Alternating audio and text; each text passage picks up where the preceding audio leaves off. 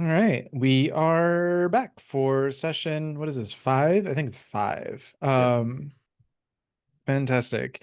Mission phase, Operation Crimson Feather. This is Band of Blades Summer 25 start.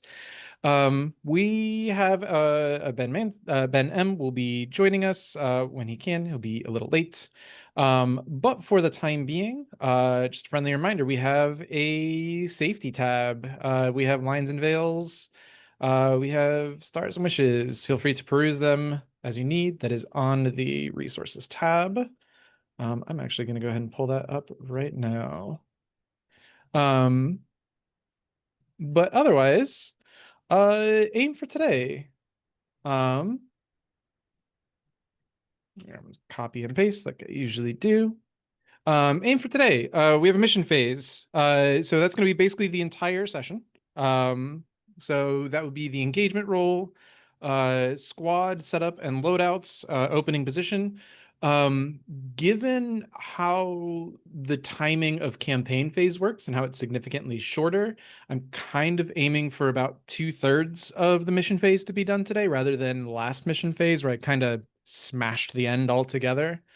Um, and the game encourages a sort of like 3-act structure. So if we divide this into thirds, then acts 1 and 2, in this case, will be getting to the mission location and doing the sort of like main brunt, the main objective of the mission. And then we'll say fallout for uh, ideally next week. In this case, the main brunt of the mission is you've been tasked with finding and eliminating a infamous Heartless known as Ache.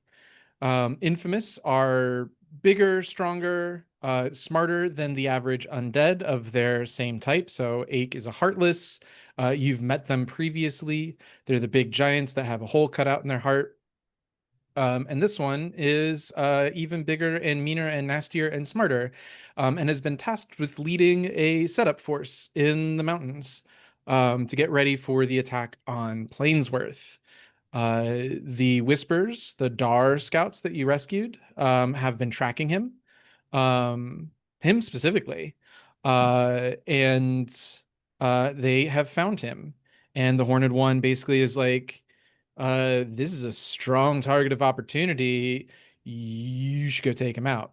And that's what the commander decided to do. So, um, yeah, in this case, getting there, the attack itself, we're going to try and get through today. I'd like to know whether the mission is either scrubbed or not by the end of the session today, meaning is Ache dead or not. That's the aim. If we're close to that, we're pretty good. Um, GM intentions. I'm continuing to test and refine my prep methods for this game. You all don't need to worry about that, but know that I am trying things out. Depending on the approach and engagement role, but I might be leaning on environmental challenges, something that we haven't really done a lot of or seen a lot of. Things like time passing. We kind of talked about this in the Discord server, but there's a lot of elements of this game where missions might take multiple days, and I'm kind of curious what that looks like, how that plays out. So this is a mission that might send you farther out and farther away from the Legion, and we might explore things like camping, supply usage, scrounging for materials, things like that, being on significant detachment from the Legion. Um, as for the space itself, the ability to convey numbers of the enemy and space in a hybrid tactical slash narrative environment. I don't use battle maps, but there might be a tactical element to this game that requires me to be able to convey certain like nitty gritty nuances, and continuing to be able to do that. Because again, battle maps are just the part of the game that they're not part of this game at all, but they're part of TTRPGs that just kind of generally break my brain. So yeah. Um, if I have to draw something, like hand draw something on Roll20, I will do my best. And then following the story of dice and player action. So like many GMs, I have a script in my head, but it's a bad script, and that's why there's multiple of us here, so you can all write a better version of the script than me. So can I ignore my script and or phone it in where useful? And then today I want to try and give more opportunities for heritage expression. That was something that I noticed in the XP handouts of the last mission phase. So that's something on my mind. No one has a trauma yet, so I can't give you guys that one. Unless I just give you guys a trauma. Maybe that'll be a thing. Um, and then last time was all about highlighting sort of rookie gameplay because it was the first time we saw them. This time, depending on what specialists come with us, I want to highlight specialist abilities and their impact on a mission. So, with all that in mind, I've kind of already gone over the mission outline again. But yeah, you're heading south of the camp into the mountains south of Plainsworth. Uh, Looking for this staging ground. Your task is to get through the mountains, find Ake, kill Ake, get back. Um, that is the long and short of it. Um, so let's hop right into it. Uh, Marshall, I think we look to you. Let me see. You do engagement roll after, I think, squad and specialists are assigned and load is chosen. Yeah, choosing characters and load. So Marshall, you know what the mission is. It's an assault mission. You will lose 1 die in the engagement roll if you do not have a heavy, medic, or sniper. So you can choose up to 2 specialists or 3 if you send the medic as one of them with attaché. Consider also Ben is theoretically going to be joining us. So if you want him to play a specialist, that is also an option on the table. Um, who would you like to spend? I need 1 squad and yeah, up to 2 or 3 specialists. And this is for the main mission? This is for the primary. Yes, this is The primary. for Crimson Feather Assault. All right. Um, let's send let's send our sniper and our wait, actually let me see what the secondary is so I don't send them. Secondary is Diamond Fire, which is a religious mission. They benefit from having an officer or a medic. Okay. In that case, yeah, let's send our heavy and our sniper on the primary. Okay. That's And I Ritter think and Gray Stalking Roots. yes, and I think our squad will be um let's just take um the ghost owls again. Um, don't have to be the same rookies, but maybe if we fill up on some XP there, that could be interesting. And then for the secondary, they need an officer or the medic, right? Yeah, we'll not worry about those just yet. Okay, For yeah. now, and Do we want the medic as an attaché on this primary? I'm looking at the one who plays the medic. Do you want them on this mission, or do you want to play them, or do we leave them at home? I'm happy either way. Uh, you the boss. Um, oh no, too much power. I don't think anyone is injured, so it might not be necessary to take the medic with us. I think I think we cleared all harm. Yeah. mhm. Yeah, sure. Let's leave the medic then and get. Although no, let's take the medic because Kevin wants to try and like show us what the specialists have for impact. So let's Uh, have 4 of them. Doctor, is that particularly useful here? Okay. Doctor would help if anybody was wounded. Because the Hmm. doctor special ability helps people. It lets people ignore their wound penalties for a scene, which nobody has wound penalties. Now it's an assault mission, so if you guys get out without wound penalties, the dice are being exceedingly nice, which they've been exceedingly nice. So, up to you.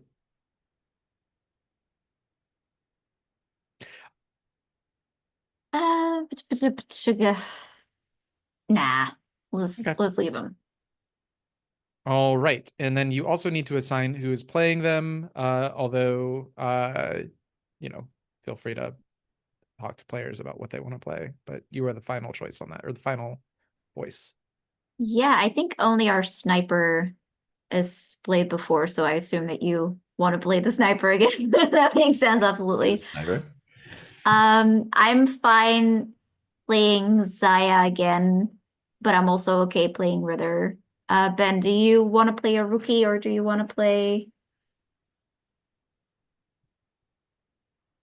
You know what? I'll take a rookie. Okay. Um, then I'll play Ritter so that when other Ben comes, um, it might be easier to like have a rookie suddenly appear than the specialist. That might be harder to slot in.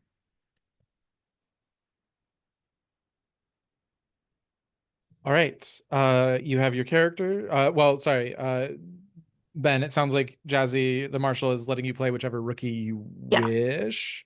If Um, I think if it's an assault mission, I think Zaya and the Count are the better fighters. I'll grab the count.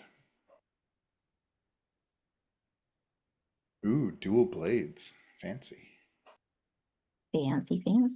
Oh, and Jeremy has an ability to take one more trauma before he dies, so I don't know, that might also be good, but he's also a decent fighter. I'd leave Kirish behind, basically. And I think Crimson Reaching Flower was also more of a scout than a fighter, but I'll take either. You can pick for me. bearing in mind, of course, rookies that you play get experience. So if you play Zaya or Kirish, who already have, you have to level up your special ability. So Zaya is within arm's reach of promoting, and will probably promote if sure. she survives this Yeah. this mission. I'll assign you Zaya then. Get some right. more soldiers. Cool. Choose your loadouts for your character. That's your heavy, medium, or light load.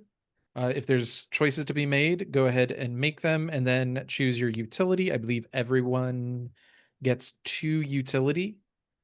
Nobody's playing like a soldier or taking loaded to bear.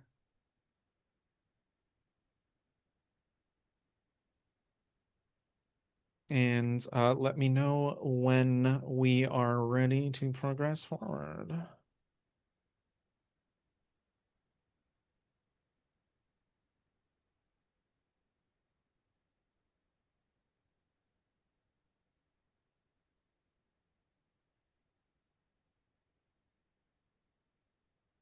So we always get both ticks on Blackshot? No, if you are taking Blackshot, you need to tick both boxes to Got get it. them. Same thing with the reliquary, meaning you basically that's it. That's all you Right. take. The quartermaster, high quartermaster, is generally very reluctant to hand those things out. Got it. Now, the other thing, of course, is if the if the quartermaster, this is an assault mission. So if the quartermaster spends 1 use of Blackshot from their from the camp stores, from the Legion stores, everyone is automatically equipped with Blackshot as if they had taken it with the 2 dots on their sheet. I will remind you, you're facing Render. Heartless are known to be undead, so they are vulnerable to Blackshot. Black Knight Oak, Jesus Christ. Black Oak Knights are human and are thus not vulnerable to Blackshot. Blackshot does nothing to them. Not even like the equivalent of a normal bullet? Yeah, no. It's Blackshot are uh they sort of take the the metal of the head of a bullet and they sort of replace it with this alchemical. It'd be like shooting them basically with not with like water bullets, but it'll do superficial damage. It will not do anything. You will annoy them. Got it. Uh, Wahib would, considering the Heartless, yeah, we'll mark another black shot. Cool. Already knowing that, then everybody may go ahead and for free mark the 2 boxes to give yourselves black shot on your sheet. And we go ahead and mark off 1 use of black shot. Done. Awesome. Everyone ready to go? All right. Yep. We got thumbs up, and thumbsies, upsies. The engagement roll. Let me pull up the Marshall. There should be a thing. Engagement rolls. Here we are. Is this what I'm looking for? Yeah.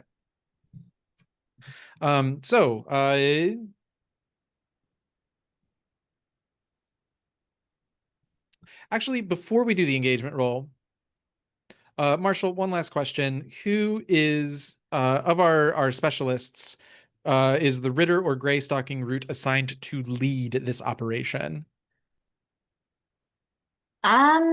Given that it's an assault mission, I think Ritter makes sense. Fantastic. Oh, hello, Ben. Welcome. You're playing a rookie. Yes, unless you really want to play Ritter, then please go ahead. Rookie We is were fine just with me. Which rookie? Who's on the mission? You are free to choose. We employed the Ghost Owls again. Zaya is already being played. Our other 2 good fighters or better fighters are the Count Garossi or Jeremy. But if you want to, you can also choose Kirish again because they will get XP. And that means they could get promoted if he doesn't die. But that's up to you. I mean, Cool. I guess it's technically up to me, but I'm leaving it up to you. he Uh, he could, although Ben, you've been giving not special abilities XP, which is how you promote. But that's fine because he's just a kid. Giving which? Yeah. How do you promote? Oh, I see. Yes. Yeah, you promote rookies promote by taking the ability not a rookie Not a anymore, which rookie is a anymore. Got it. special ability. Yep. Don't think I realized. Okay, cool. That said, if Kirish promotes, he's not just a kid anymore. It's true. You lose that Well, ability. You replace it with something else, but yeah. Let's meet somebody else. I'll bring uh let's see. There's Jeremy, there's Frank Rossi, and there's Crimson Reaching Flower. Yes. yes. I'll take I'll go with Farian, the Count. Fantastic. Go ahead and select, if you will, please, heavy, medium, or light, light, normal, or heavy load. And then choose also 2 utility load. The quartermaster will be spending a use of black shot. So you get those 2 boxes of black shot automatically on top of the other 2 load that you choose. Choose normal load. And then black shot, both. Yes. And again, just to be clear, because like the interface is not particularly clear. If you were to take black shot or a reliquary by itself, you need to spend both Yeah. so it says choose 2 load. You need to Yeah. fill both of those boxes to get either the 3 black shot or the 3 uses of a reliquary. Got it. Representing the idea that the quartermaster is more loath to let those things go. Cool. All right. I got a climbing kit, armor, and a normal load with fresh food. Fantastic, because we're going to be in the mountains. So it sounds like Ritter is leading the operation. So before we do the engagement roll, Ritter, you have a choice before you. The first thing that we see is a sort of prologue to this mission. you guys are in the mountains. You're already probably a day or 2 days away from the camp, having marched south into the mountains. If you look down at our campaign phase, um, you've marched probably due southeast towards Crimson Feather, south southeast really. But there, you see a massive force of undead. We're talking a full field force, um, maybe 100 gaunt strong, a full contingent of Black Oak Knights, meaning probably about 25, 5 squads or so, um, heading into the mountains from a more southerly pass, towards Crimson Feather, towards the location that you know you're heading towards. Um, you kind of have a high level concept here. Now, the 2 ways I see that you can go, and I guess I'll open the door if there's a different plan that you might come up with, is you can try and get onto the main road in front of the main force of undead. The main thing about Gaunt is that they're slow. They are heavily armored undead, but they're shambling, shuffling walkers, and that extra weight makes them slow. However, they don't have to stop at night. Um, but it will take time for them to get to this fortress. You can try and get onto the main road. The trouble there is that it will be patrolled by undead. You will definitely get there before the undead forces, though. Or you can take a more treacherous route through raw mountain wilderness. There are no roads this way. It will be slower, and you will be at risk of the main undead forces getting to the camp before you, or the fortress before you. But you will avoid the vast majority of the undead forces. And I'm curious which route you would prefer. I think from what we've seen from Ritter, they're definitely the when you're a hammer, everything's a nail kind of person. So I don't think that he's like, yeah, let's take the mountain path. I think he's like, we need to get to that camp first. Let's be straightforward. Whatever is on our way, we'll hack our way through it. Fantastic. All right. So this is going to be a little bit more, not Band of Bladesy, Blades in the Darky, in the sense of there will be probably an alarm clock, of you'll still have to, like, leave the road for probably periods of time to avoid patrols. But that will be sort of the main force antagonistically. So with that in mind, now we assemble the engagement roll. Let me pull that handout back up. Before every mission, assemble the engagement roll by asking the following: Legion loyalty. Are all on the mission oath sworn to the Legion, Marshall? I do believe so, yes. That is correct. Yes. So you are at 1 dice. Did the commander spend 1 intel to give you foresight and info, Commander? Yes, let's do that. Okay. You are at 2 dice. Is everyone on the mission a specialist or soldier? No, you have rookies with you. Does any soldier distrust the leadership or not fear them enough to obey orders on the battlefield? No, we have not had that as a consequence yet. And are required specialists or equipment not on the mission? You have a heavy and a sniper, so you will not be penalized for that. This is an assault mission. So we ask the following: did the quartermaster equip the soldiers with black shot? He did. So you will take 1 die from this. Is any soldier starting the mission wounded? And I believe the answer is no. You went out of your way to make sure that everyone was fully healed. Yes. Mhm. Yes, Ritter that is and correct. Gray Stalking Roots. Yeah, absolutely. Fantastic. Go back to that. Fantastic. So it sounds like you are at a 3 die engagement roll. I believe that is on your Marshall. Yes, I found it. This is All for the right. primary mission. I think it asked you last time. What are we A looking at? 6. You are in a controlled position when the action starts. I'm really sorry. I do apologize. So it begins. All right. So what does a controlled position look like in this case? Um, hmm.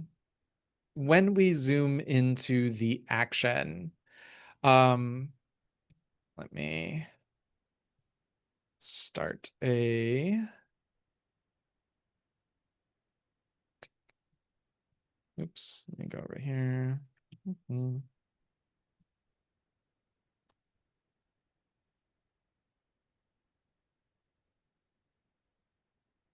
Roll20's interface is just so wonderful to work with.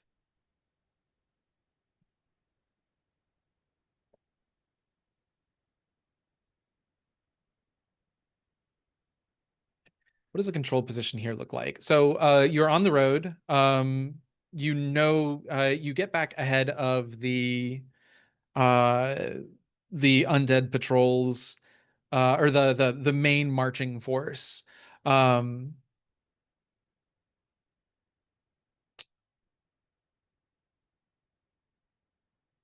oh man, I was not prepared for a controlled position. I was prepared for risky and desperate. Is it literally just zooming in on like some of those undead that we might have met, but like literally just on like us having killed like these at least? We fill a couple clocks. The good ones, though. Yeah. Actually, I think Or the make some way other clocks that bigger. wait, sorry, what was that? Or make some other clocks bigger, maybe. Um, yeah, because I was also thinking of doing a 4 o'clock for the alarm. Mm. Um, yeah, we'll do a 6 o'clock for the alarm then, is I think what I'll do. Which I already have a 6 o'clock. We'll change this to alarm.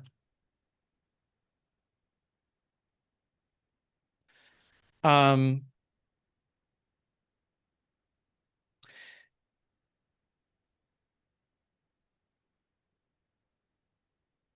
and last but not least, actually, I'm gonna change the undead patrols. We're just gonna change this to a uh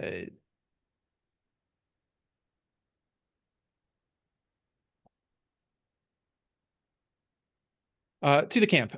This is you need to fill the to the camp clock to get to the fortress itself. There are a number of obstacles, including undead patrols. There might be like a bridge or some treacherous ground. We'll kind of figure all of that out as we go. But I think where we stand is you see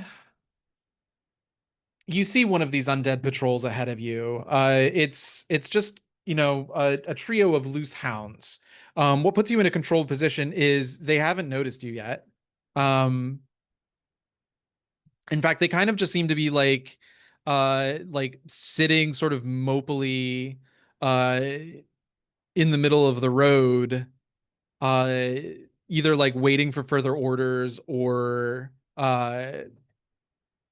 just sort of sniffing around the way that hounds do when they kind of have nothing better to do. Where the Black Oak Knight who is supposed to command them is anybody's guess. They are currently not present. They might have gone and ran off. Actually, you know what? No, they're not sitting moping doing nothing. They've found like a pack animal. They found either like a horse, or just like a deer maybe, or a mountain goat. Let's do mountain goat. We're in the mountains. And they are currently just like doing the zombie movie feasting, ripping and tearing kind of thing. But this is why they haven't noticed you, and this is what they have noticed that has caught their attention and puts you in a controlled position. They are, however, immediately in front of your path. You can avoid them, you can kill them, you can do whatever you wish. But I turn it over to you guys. They have not noticed you yet. Let's just have that moment. The ghost owls and then the How many specials. are there? A trio, 3 of them. Oh, Yeah, I think Ritter will sort of like, hold up a hand. Maybe I assume because they can like smell breath, right? So maybe there's like a hand gesture that basically means like hold your breath, that everybody knows. So he will make that, and then I think silently point at Gray Stalking Root, make a gesture that means like, try to circle them, get a good shot. And he's, I think, trying to get everyone into position and then attack. Like, I don't think that we're going to try to be sneaky. I think it's better to just kill them because otherwise, if they catch us later, there's more of them, right? Sure. I sneak around on the other side of them, take a shot, and when they turn around, everyone else run at them. I like that. Yeah, that's good. Cool. This sounds like, so I think the easy thing to do here would be martial or discipline. I think martial is the one that's more like you're creating and executing battle plans. But let me see if that is, Let me yeah, actually see what kind of stats this person has because I've never played them. What does consort do? consort is, No, that's not what I need. yeah. It's not what I need at all. I have nothing in martial. I have one in discipline. Yeah, usually discipline is more about like, Yelling. yeah, it's more about getting people to do things that they don't want to do or they're disinclined to do, which would be like run away and fear. But that doesn't seem to be the problem here. If you wanted to do Could it like just a be a skirmish that this is kind of just a setup? Because I mean, in the end, I just want to fight them. Like this is just, like to not just charge in blindly. But it does say for skirmish, like assault a position, which I yeah. feel like is what we're probably doing. Yeah, if we're following the fiction, then how about this? If you lead the attack and sort of like pull them back into Gray Stalking Root's line of fire, this might be a setup shot, a setup action for, Gray Stalking Root to just blap blap blap, right? Mm-hmm. Or, even ambush with the rest of the squad. How does that sound? That sounds kind of like you are setting things up rather than fully like coordinating something. Does that sound fair? Yeah, that sounds fair. Sure. That makes sense to me. So setup. Let me go to, it is buried in the mission phase, if I remember correctly. Yeah. You have an indirect effect on an obstacle. If your action has the intended result, any member of the team who follows through gets one effect level or improved position. You're starting in a controlled position. You have fine equipment, because you're a heavy, and I just know that you do. Mm-hmm. So you technically count as threat 2 versus their threat 1. Uh,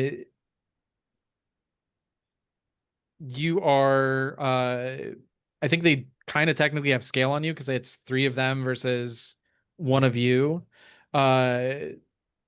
So that will take your effect down from you were at over Is that 1. not what we're doing to like basically set up the plan so everyone Mhm. can? Yeah, this will give subsequent effect increase, but Okay. your initial roll does not. Okay. Although I think scale is set at like 4. Yeah, I'm just gonna say there's scale 1. It's 3 of them. Yeah, usually seems to be a following a pattern. All right, so you have threat over them. You're in a controlled position.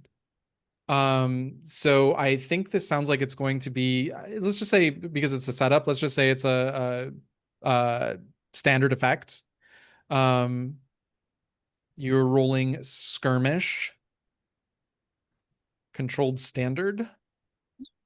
You can push for 2 extra die, or you can push for 1 extra dice for 2 stress.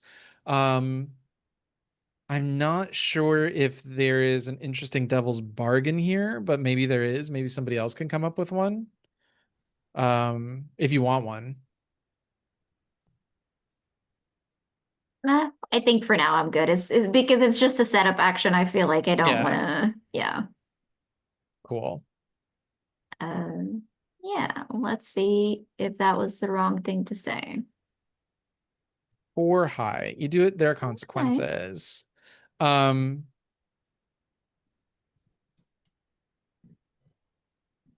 you're a heavy. You're wading directly into combat. I think you are going to take level 1 harm.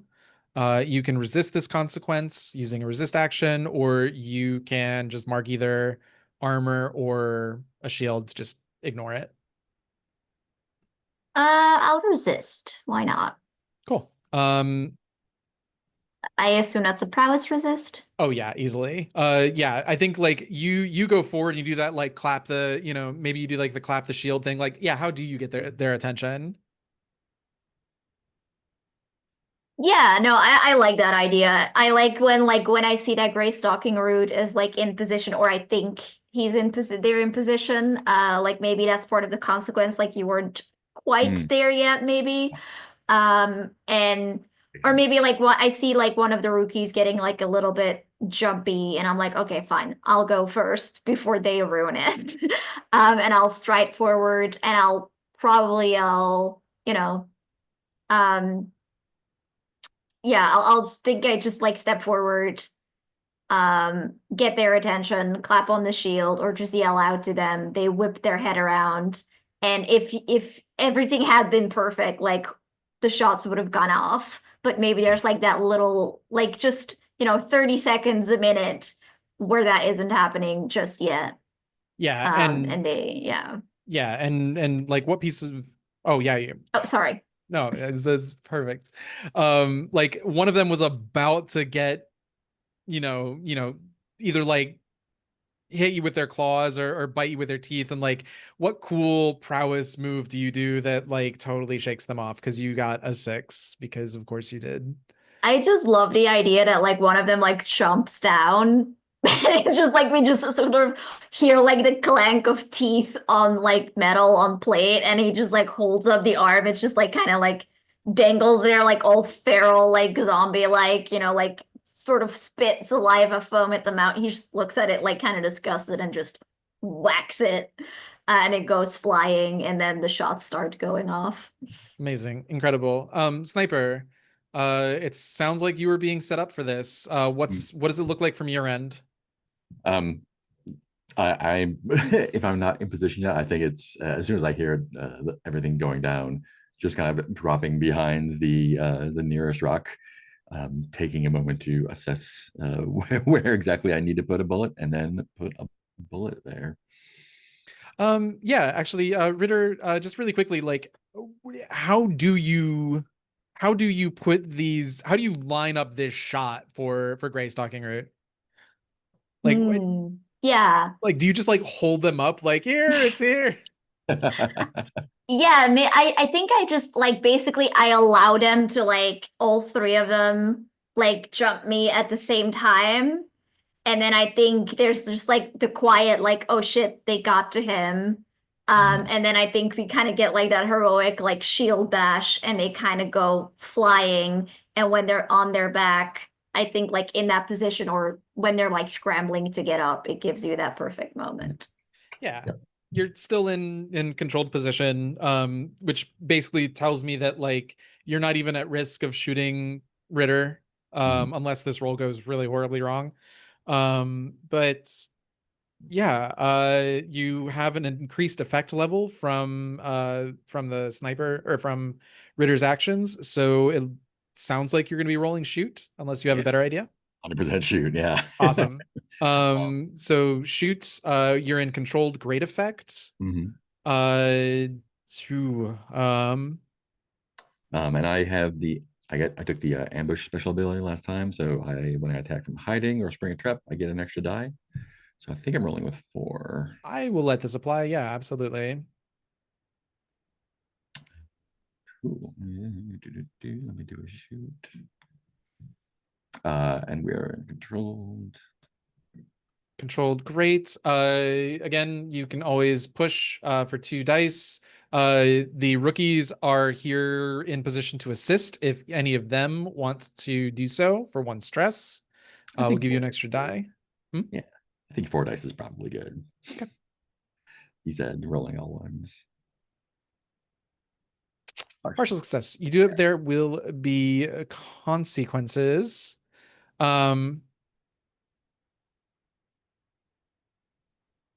Consequences are going to be that this shot's very loud. Mhm. And you happen to be in a specific part of the valley that's it goes pow, pow, pow, pow, pow, pow. You hear birds, you know, and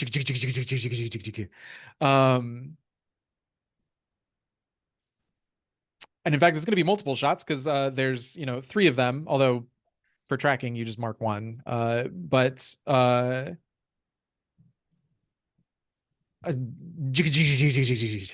you go.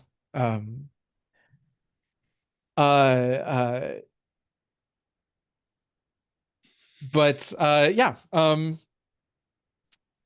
if you want to resist that consequence, narratively, what that means is you will not any longer be in a controlled position, essentially. I will mark 1 tick on the alarm clock, and things are going to get riskier moving forward as the undead do not particularly use firearms very often and will know that you are here.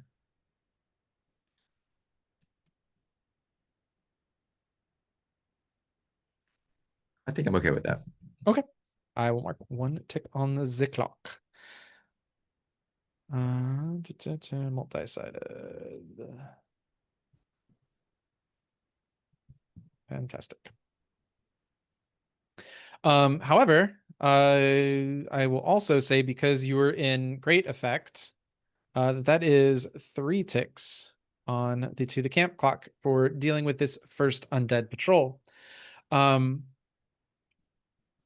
Fantastic. What does that look like? If you want to give us any more narration about what it looks like killing these hounds. Yeah, I mean, I think the shots are it's not black shots, so they are headshots, everyone. Yeah, I don't think there's a lot of extra detail. It's just quick and efficient. Yeah, they're Wow. hounds. They're hounds. You wake up, you kill hounds. It's a Tuesday. Fantastic.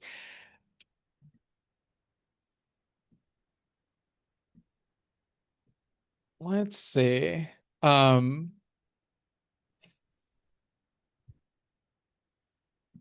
then, with this patrol, I should say, sort of dealt with, you know, you can't linger. Hounds, they have a certain level of independence, but they are typically accompanying either a Black Oak Knight or a Heartless, somebody with a little bit more stuff actually still going on in their brain pan. So you know this is probably not a place you can linger around. What's the next step, Ritter? Actually, let's zoom in on the rookies really quickly. Like, what's going through your all's head as you know, the specialists just sort of like wipe this out. Let's get a moment with Farian and Zaya. I think Arian, among the other rookies, is very excited to have a dramatic moment and slay a hound in a heroic fashion. But they were dead before he could even make a move. It's a little disappointed. I think with Zaya, it's much the same. She's ready to go. She's raring to get in there. She should be up there with Ritter, but she has to wait.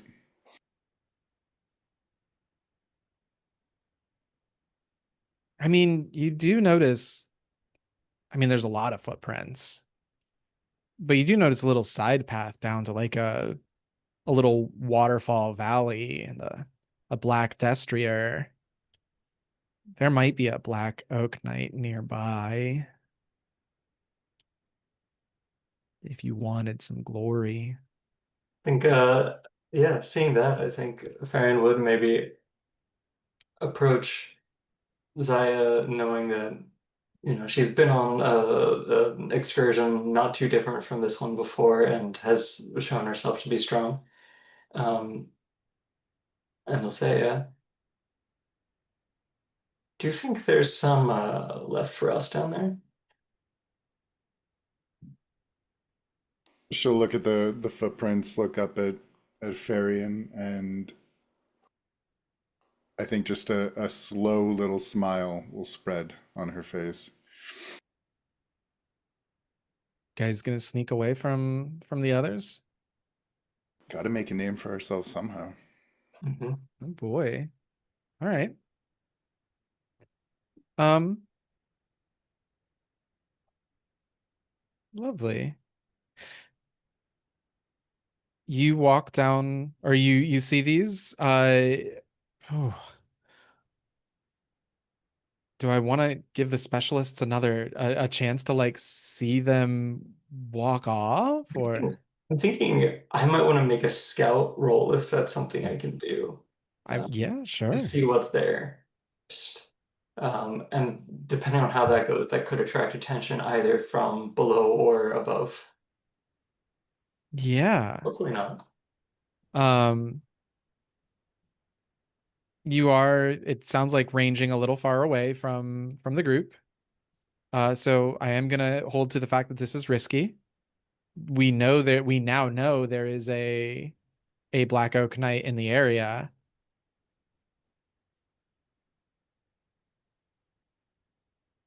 So scout, risky position.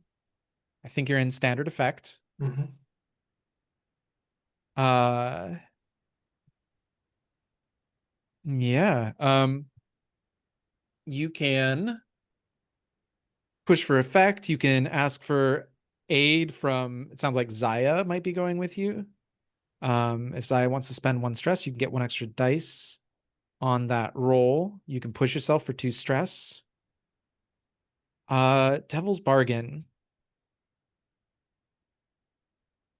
Jazzy or Mark, do you guys have good ideas for Devil's Bargain since Farian is choosing to go off by themselves? Um, maybe one of the other rookies is trying to sneak with them. Like they don't know that someone else was like, oh, we can go off. I'm gonna go off too. Is Kirish following Zaya? Hmm. That could be a liability. Mm-hmm. Yeah, I'm curious how this would make things more difficult in the future. Yeah. Um,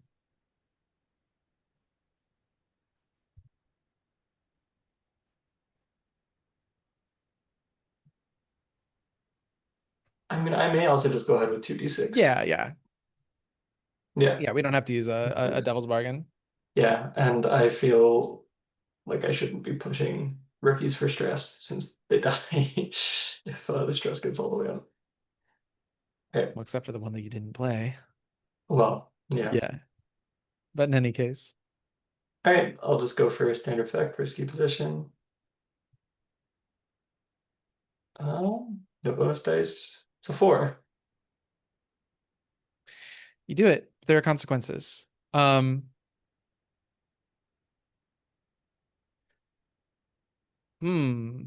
So me over to Scout. Yeah. So crawling down along this road to see if I can spot and maybe get the jump on whatever knight is here. Yeah, so that's the goal. So I feel like it wouldn't be fair to the dice in your stated action to be like, oh, you get ambushed. You find them. But uh not in a position that you wanted to find them in. Um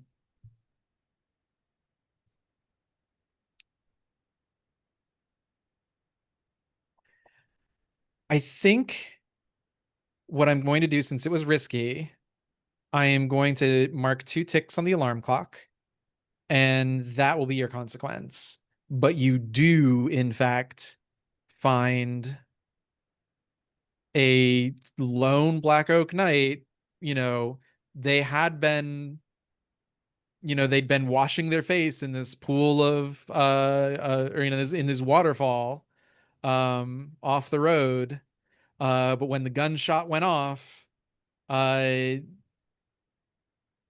they uh well, I mean, they're gonna see you coming is the other thing. You find them, they do find you, but not in a position where like you are cut off from the rest of the group. That's your two consequences. If you want to actually sneak up on them, you can resist that consequence. Sorry, you can resist the consequence where they see you, or you can resist the consequence of me marking 2 ticks on the alarm clock. Those are both things. What resist roll would that be? Uh, if I had to guess, I mean, we'd talk a little bit more about it, but if you're trying to just be like fast and sneaky, um prowess kind of makes sense. Also because although this was scout, insight would be sort of the main thing, but I think if you're trying to be fast, I think prowess would also be, I would make that argument. I could hear that argument. I think I'd try and resist with prowess, the alarm more so than the guy noticing us. A fight is inevitable. It's part of the process. Okay. Um cool. Yeah, give me a prowess resist. Okay, I just click on prowess and Yes. no bonus dice. Are you kidding me? Kidding me? You take no stress. The effects of a resist is that the clock tick only you subtract 1 from it, same as harm, so it is now going up by 1 tick instead of 2. Right. Sorry, I don't think I might have been clear about that, but that is how Fine. clock resists work. Um,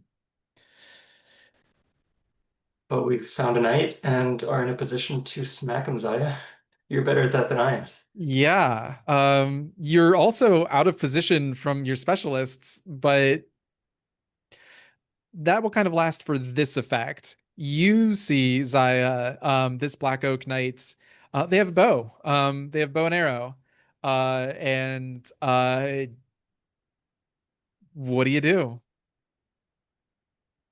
I have a shield, and it's really hard to shoot a bow and arrow at someone who's really close. You're going to Can try I? and close the distance. Yep. Okay. Um, this sounds like a maneuver. Are you and Farian both going to try and cross the distance, or are you going to try and get to them by yourself? think I think I'm foolhardy enough to follow. Sounds like it might be a group action then. Um, does that, yeah, I mean, it's the two of you. Maneuver is, I think, the most straightforward thing, unless you have a better idea, Zaya. No, I think that makes sense, maneuvering into position. Sure. To be clear, as a group action, you'll roll together, but you will share in the consequences. Um, so if we're cool with that, then both of you, I still think this is risky. You're not quite in a desperate position yet. You're at standard effect to start with, because risky standard is just actually no, you're rookies. Do you have fine equipment? I don't think No. you Where would we see do. that if we did? It would be in your equipment. It would say like fine armor, fine shield, Um, fine. I do not believe rookies no. have fine equipment. So they actually have threat over you. They are What's their threat to you as rookies without fine equipment are threat 1, which reduces your effect. Yeah. Um, so you are currently at risky limited effect between the two of you. Uh, We can make it desperate, though, couldn't we? We could, yeah. you Desperate, could, great position for effect. if you'd like to. Uh, is that something you want to do? Let's do it. So What could Desperate, go wrong? standard. So we Go each ahead. do a maneuver desperate standard roll. Yes. individually, but we pull the Yes. results. Correct. Can we push on this? It might be worth it. You can push on this. You cannot assist each other because you're in a group action together.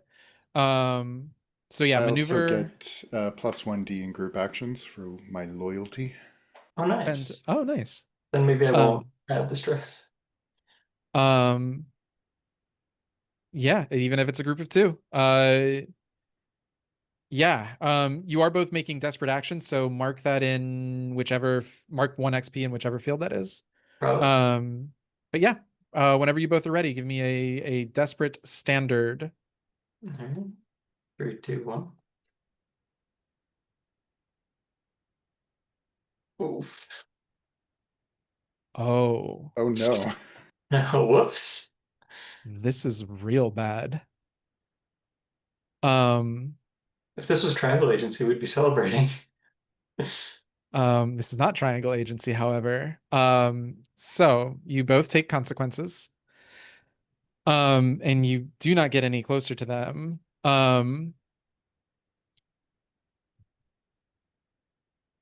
Boop. So you're both going to be taking level 3 harm. Three. Ooh. Yeah, you're in a desperate position. Yeah. Desperate position translates to level 3 harm. You can resist. Resist will, just like with clocks, it will reduce it by 1 tier. You can mark armor if you have armor, or you can mark shield. If you have shield, that will also reduce it by 1. You may do both of those things.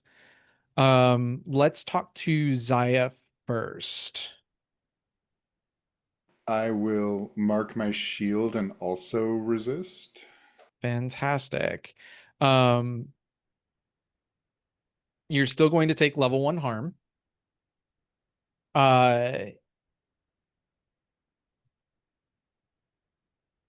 That's going to be level 1 harm is, it's normally like bumps and bruises, cuts and scrapes. It's not quite arrow to the knee situation. Maybe we were chased back up the hill, and that scramble was bumps and bruises. um I just like the idea that like you get like dented. You just like have a nasty bruise. Just like take level 1 harm, nasty bruise. Because you're saying you marked your shield, right? I think what happens is like it punches through the shield and still like gets you a little bit, but it's like a your armor then just kind of like dents, and you just are gonna have a nasty sore shoulder welt. Does that sound fair? Also, I need you to roll then your what is this? Prowess resist? Yep, and I also get plus 1D on all resistance rolls. So. Jesus Christ, Jazzy. You weren't kidding. There's a 6 there, so Do you have 4 in prowess? I do. God damn. All right, so that costs no stress for you to resist. Just toughen it out like a fucking boss. If you want to add any more to that narration, feel free. Yeah, what does that look like? I think it's as you say, the arrow punches through the shield, and with a growl, she just tosses it aside and realizes that the arrow is just dented into her shoulder, and she's going to look up at where Farian is, hoping that maybe things are going better for him before yeah, making our next move, whatever that is. Varian, yeah, you also have level 3 harm incoming. What are you going to do? What are the consequences to failing a resist roll? Anything?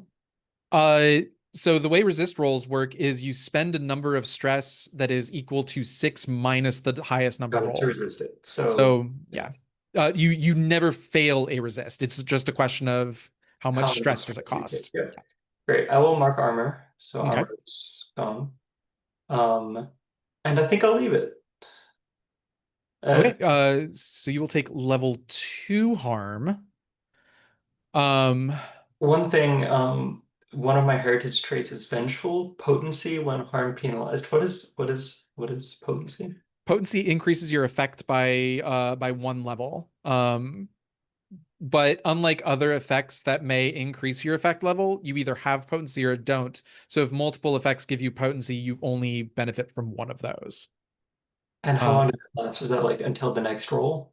Kind of sounds like, if I'm understanding that trait correctly, it is for as long as you have wound penalties. Okay. Which just means you get real fucking angry. At least Okay. that's my interpretation of it. I might hop on the Discord and they go, no, it's for the next roll. Let me read that very carefully. I mean, on top of that, Variant has the ability that gives him XP, 2 XP after taking level 2 harm or higher at the end of the mission. So he's a glutton for punishment. Insane. Insane. Um, yeah, this is, wait, this is Farian or this is All right, yeah. potency and, oh yeah, hard knocks. Jesus Christ. All right. Yeah, so you're just, where does this arrow hit that like it just punches through your armor and yeah, gets into you? I think through my right arm, Cool. forearm, like I think an instinctive like gauntlet to defend. It doesn't go into my head, but it tears through my forearm, and I'm lucky that I am ambidextrous. Yes, even though you will be technically you take -1 effect, but you have potency, so that'll we'll see how that all works. But yeah, ow. Arrow goes through your arm. I assume somewhere in there the sounds of battle at this point will let Ritter and Gray Stalking Root now be aware that not only are 2 of your rookies missing, there's a battle going on.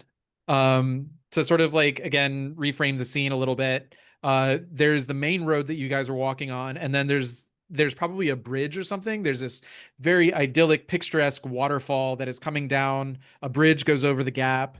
At the bottom of this waterfall is where the Black Oak Knight is, and there's a trail on the way that deviates from the main road that Farian and Zaya took to go down to that waterfall pool. You guys are closer to the bridge itself on a higher elevation, overlooking this, but I think that's where you are. So I hope that all makes sense. Yeah. But Ritter and Gray Stalking Root, what do you guys do? So we are overlooking. We can see where the tussle is happening down there. I think so. Yeah, I think that's safe to say. Is this within a reasonable rifle range, or is it too far?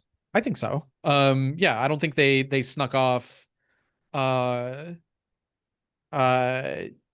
so very far. This all seemed to have been happening while you guys were either like inspecting the hounds or like, doing the little like stab them through the face, make sure they're dead Yep. kind of thing. So this is all happening within a 5-minute walking period. I think it's safe to say you can make this shot. However, the Black Oak Knight, are they in cover? Zaya and Farian, you guys were going to try and close distance with it, so you were trying to do melee. So I don't think the Black Oak Knight is in cover yet. I don't know if they suspect a sniper. I feel like we were Oh probably wait, distraction, that's for sure. I mean, although a gunshot alerted them, so they know there's firearms in the area. Yeah, they're close by cover. But we've got guns. Could That's have true. been. You guys have guns. Yeah, all right. Yeah, they're close by cover. I don't know if they're in cover yet.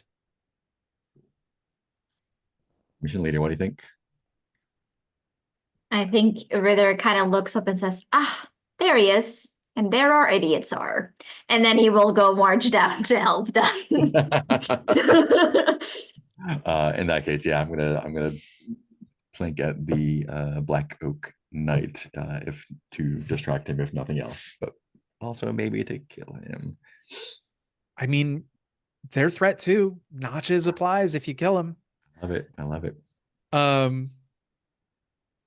You are ultimately you're in a risky position, and you're in a risky position because, well, Ritter, what are you have 3 more rookies left. What are you Yes. ordering them to do? I'm ordering them to stay, like, stay on me and don't do what they're doing. This is what I'm ordering them. Because they're gonna get yelled at if the other two, Zaya and Ganfarian, are gonna get yelled at if they survive. And they'll also get yelled at if they die. Are you gonna try and approach the Black Oak Knight as well? Yeah, absolutely. Okay. I think there's like like I left him for like 10 seconds and then I saw like, oh no, it is actually getting pretty serious. Like maybe I see like Zaya toss that shield. I'm like, okay, fine, I'm not gonna let them die, but I am gonna let them sweat a little. All right. Yeah, I think so I'm attacking them from hiding. I'd like to push it to desperate for greater effect. Okay, yeah. So risky, you're going from risky to desperate. Yeah. And, what does that look like? Yeah. I mean, I think I have to shift position and I'm focused solely on them, and I don't know if there are any other enemies nearby. I didn't get a chance to make a make a sweep of my little perch there. So I'm just like going from there. If there's a zombie behind me, I didn't see it. Sure. Mark your XP for desperate. You were at standard effect. This will be great effect, which will kill if it connects. All right. Here we go. Critical. All right. She yelled out, "Too slow, Ritter." Give us break it down for us. Do some trophy combat narration and like how does this all go down, Gray Stalking Root? Yeah. So if the knight is advancing on the others, I think I'm waiting for the moment when they're turned towards me and like I can see their eyes, and like the camera is just like from their eyes up through my scope, and then just put a round straight through their left eye socket there, rattles around in their brain. Incredible.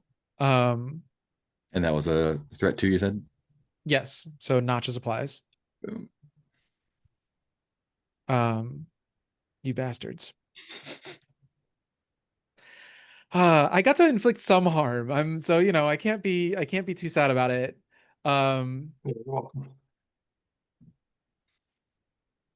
Boo. All right. Let's just have this scene then. Saya and Farian, you guys have taken some wounds. The Black Oak Knight is dead at the bottom of this waterfall. Yeah. What do you guys, Ritter, what do you do when you catch up to Zaya and Farian? Yeah, I think the both of you hear sort of like the clanking of the armor, which might honestly be scarier than the knight in front of you. And I think Ritter will like stand in front of the both of you, like to his full height, shoulders squared, cross his arms over like full plated chest and say, "Do explain." Well, it's not fair that you get to have all the fun. Come now. We saw an opportunity to keep our rear forces protected. Yes, Is that so? Protection, certain. Did you two also get an opportunity to remember who was in charge of this mission?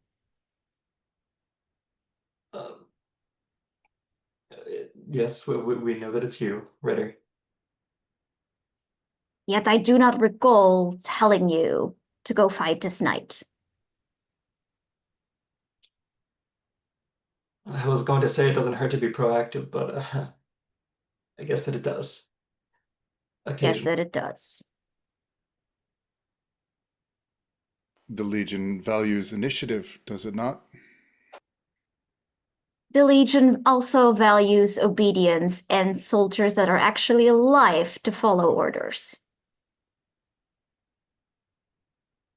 And we are. I think there's like a moment longer where he's kind of like drawing it out, just like giving you both a withering glare. And I think a smile breaks out on his face and he claps you both on the shoulder, like a little too hard. Like where it hurts like just a little bit, does that little squeeze again, just like a little too hard, and then says, "All right, get going.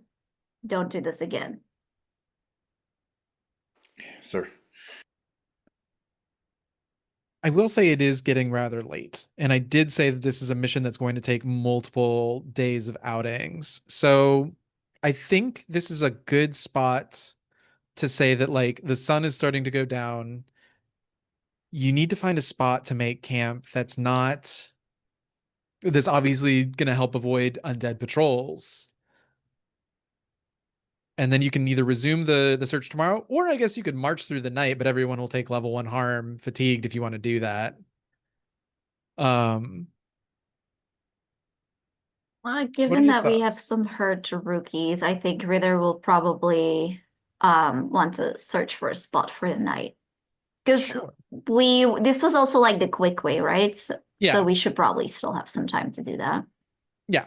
Yeah, it's the other way would take like 4 or 5 days. This is still going to take like one, now it'll take 1 day instead. Oh, also, I have a quick question. Mhm. Ritter has the alright trait of boosting 1 campaign action for you. What does that mean? What's a campaign action? It's what the quartermaster does. So like rest and recuperation, liberty, it hasn't been particularly necessary because everything that like the liberty stuff of reducing stress has either been boosted already by the quartermaster or just wasn't necessary to help the Ritter like recuperate. Okay. But on a mission phase, it doesn't have any effect. Okay. Now, thank you. that said, if you wanted to role play it a little bit, that's the noble trait, if I remember correctly. If you wanted to factor that into role play somehow, by all means, but it is on a mission phase, it is just flavor. Yeah, I think the nobility from Ritter, I think just comes from like all that fine armor and like I think you can like just see it on him. And I think the way that Jack also had been playing him is like not just like the pure brute, but like having a little bit more going on there, a little bit more educated and eloquent than that. Although I think that he sometimes kind of like puts on that act if he needs to intimidate the rookies. But I think maybe, people like Gray who know him better know that there's like a lot more to it. Also, my understanding of the Orite, so it's part of the Orite culture that they did that thing where like everybody gets a title, right? It's just it most people's titles don't really mean anything. In the same way, in the way that you can be like a duchess of, less than an acre of land. But if you have the noble trait, it's like your title actually means something. Like you have like actual nobility. So I'll come back to that when we do campfire stuff, when we do like camping stuff. But let's talk about finding a campsite. You're in a risky position. You're still near the main road. I think you're going to need to get like, at least standard effect to like find a camp that might result in you not needing to worry about too much about getting ambushed in the middle of the night. But what does this look like? We can do like group scout would be one way to do things. We can do a marshal role if somebody wants to do marshal. I'm just kind of throwing stuff out there, but feel free to chime in. I don't know if this would work, but I have consort, and it says consort with friends, contacts, or connections from your heritage or background to gain access to resources or places. Could we say that I like in a flashback, because I think we could do those, that maybe like I arranged for something to be set up here in a safe place? Or like there was like some sort of where contacts could have helped us like get to this because we already knew like we were going to be out longer than normal. Or would that not really make sense given the path and what's going on here? It's not that it doesn't make sense. It's a question of how likely is it that the main road to this fortress happens to have, you know, a small village with connections that you have. And here's what I'll say. We can leave it to the dice, which the dice have been very, very, very kind to you. Um, and you know, for one stress, I'll let you make a consort roll to see if this is something in in your past. You know, something connected to your family or your heritage. Because Or and Aldermark have trade connections. Or if you want to spend 3 stress for this flashback, I'll just say that that it is by sheer coincidence there is a small hamlet, you know, in these mountain passes and that is, you know, just far enough off the pass that, you know, it's enough to uh it's enough to avoid the undead, and it can be, you know, you guys can all sleep in a barn. It's, you know, it's a hunting lodge. Oh yeah, Gerholtz the hunter is a big part of Aldermark. There's a hunting lodge. Yeah. So 1 stress and you roll and you see if it's at all usable, or 3 stress and I'll just say it's a place you can all shack up, no roll needed. Which would you prefer, Ritter? I'll do a roll. I'll Okay. do 1 stress and a concert roll. Yeah. Is that risky standard as usual? Or would that have been controlled standard? I think it's actually a fortune roll. Oh, okay. Okay. A fortune roll using your consort stat, whatever that is. Fair enough. 2. Okay. And I basically, assume then that I can't push or ask for a devil's bargain. on a fortune roll. I don't know if you. What would the devil's bargain be? Just I curiously. was gonna say the devil's bargain is that on our way there, we pass a corpse and it's that connection. So they managed to arrange it, but they were caught and they're paying the price for it now. Because I was going to say on a 1 to 3, like there is a location, it is actively dangerous. On a 4 to 5, uh, sorry, on a 1 to 3, it was a location. Now you would have to do some significant like, you'd have to take another action to like get it boosted up. On a 4 to 5, it's there, but maybe there's some danger involved. And on a 6, it's as it would have been in a 3 stress. It's just there. Um, hmm. Devil's bargain of that connection. I feel like that would just be like fridging this character that we've never even met before. I think a better devil's bargain would be like having to give away something in exchange for like passage, but that would negate like a 1 to 3 because that would preclude that there is somebody there. I'm gonna say no, just go ahead and roll. Let's just see what the fortune roll says. Okay. Did that do anything? No. No. A 4. So yeah, does a hunting lodge sound fair? Absolutely. Cool. So yeah, you've traversed these lands before. Ritter's traversed these lands before. He's gone hunting in these mountains.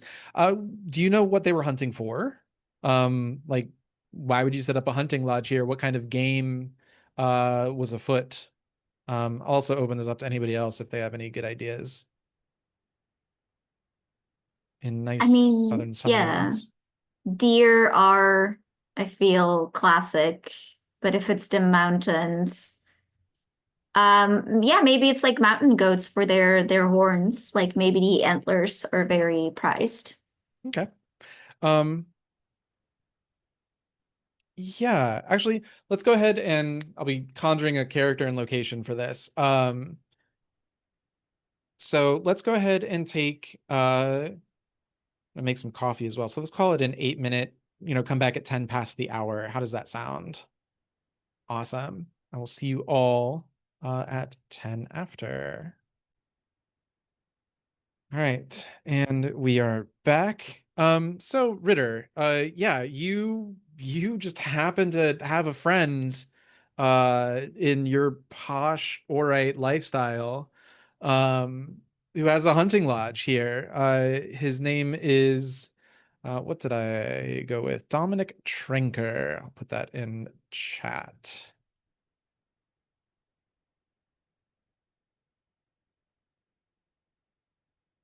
Dominic Trinker. Yeah, help me paint the scene a little bit, Ritter, or I suppose anybody else. Like, what's the marker off the main road that like tells you that it's time to fork off to this path to go to this hunting lodge? Mm, If if they used to hunt like these dahu, these mountain goats together, what if it's like a particular tree that's like hit by lightning, so it splits kind of like the antlers, like it's kind of got like that vibe and how it grew back. Which to anyone else would just be like, okay, that's a weird fucking tree, I guess. But Ritter like recognizes as like, oh, this is where, in five yards or this many steps we need to turn to the right and we need to do this and this. And it's, I think, like very like almost muscle memory. I feel like it's a way that he can't necessarily explain, like he can't tell you how to get there, but he knows how to get there, like that kind of road. Like you never had to explain it, you just go there. Yeah, I love that. Fantastic. And so yeah, you follow this path that you've walked before. Um, but when you get there, uh, and the sun is now like you're in the mountains, so the sun is down before it's down. Um, and as you approach this hunting lodge nestled in this little hunting valley, um, from like a second story window, the shutters slam open and you find rifles just like pointed to your direction. Because this was a four, this is not going to be so simple as them opening the doors and welcoming them. um why why does Dominic not try, like, how did this end poorly, Ritter, last time, that makes Dominic maybe a little less keen to trust you? Hmm. I mean, my immediate thought is they were boyfriends and they broke up. But I'm better than this. I'm better than this. Um, what else? Right, duh. Um, I mean, maybe it's just as simple that, being this entrenched in the Legion, like being this specialist of the Legion, like trouble just follows you, right? And I think like maybe the last time we were on a hunting trip, um, maybe I kind of did what the rookies did. Like I wanted glory, I wanted to push, I wanted to show like, just how cool and strong and all of that I am. And I think maybe like Dominic or like a friend of ours got like pretty badly hurt, like something that he's probably Mm. like recovered from, or maybe not if we want to go pretty dark. But I think it's just like one of those things, like Dominic knows that trouble tends to follow me. And now in these times with the undead so close, he's like, like when it comes to protecting me or mine or chasing your glory, it's not going to be me. So why would I put myself in that position to give you the chance, you know? So you get not another step closer. Turn around and go back the fuck wherever you came from. I think Ritter like hands up, walks a little like just a tiny step, almost like to call the bluff, just to like test if it's a bluff and be like, come on now, we don't need to do this. Your rifle cock. I mean it, not another step. I will shoot. We've already had to defend this place from every other fucking undead creature out there. We are not inviting it to looters. Well, I'm still not undead, Dominic. And you're still a fucking asshole. That's true. One night. Just one night is all I'm asking. Why should we listen to you? Why should we put you guys up for a night? Why not let you go out there and fucking deal with those guys yourselves? Because you've got a bleeding heart, Dominic. You can't do it. And I think I'll put my hand on Count Farian's shoulder and like push him a little bit in the light so he can see how injured he is. And say, you want to let this pretty face bleed to dead on a road? I don't fucking care. I think you do. Is this sounding like it might be a sway roll? Yeah, I don't think I'm very good at that. I could pitch in. I feel like being pushed forward, Count Farian will make the saddest face he possibly could, the saddest face he can muster. Say, but if we are to clear the undead from these lands, we must rest. I need to recover so that we can fight to protect you and yours. And you're doing this with a fucking arrow in your arm. Yeah, it hurts. I think Ritter is giving him a face both that's both like, what are you doing? And also like, you got it, kid. You got it. You're doing right. Like, yeah, hell yeah. Let's do this. Part of me wants to double check potency really quickly to see if that's just a combat thing. Like if it's a if it increases your effect like in combat specifically, or if it just increases your like effect just doing anything. I feel like that would be super powerful.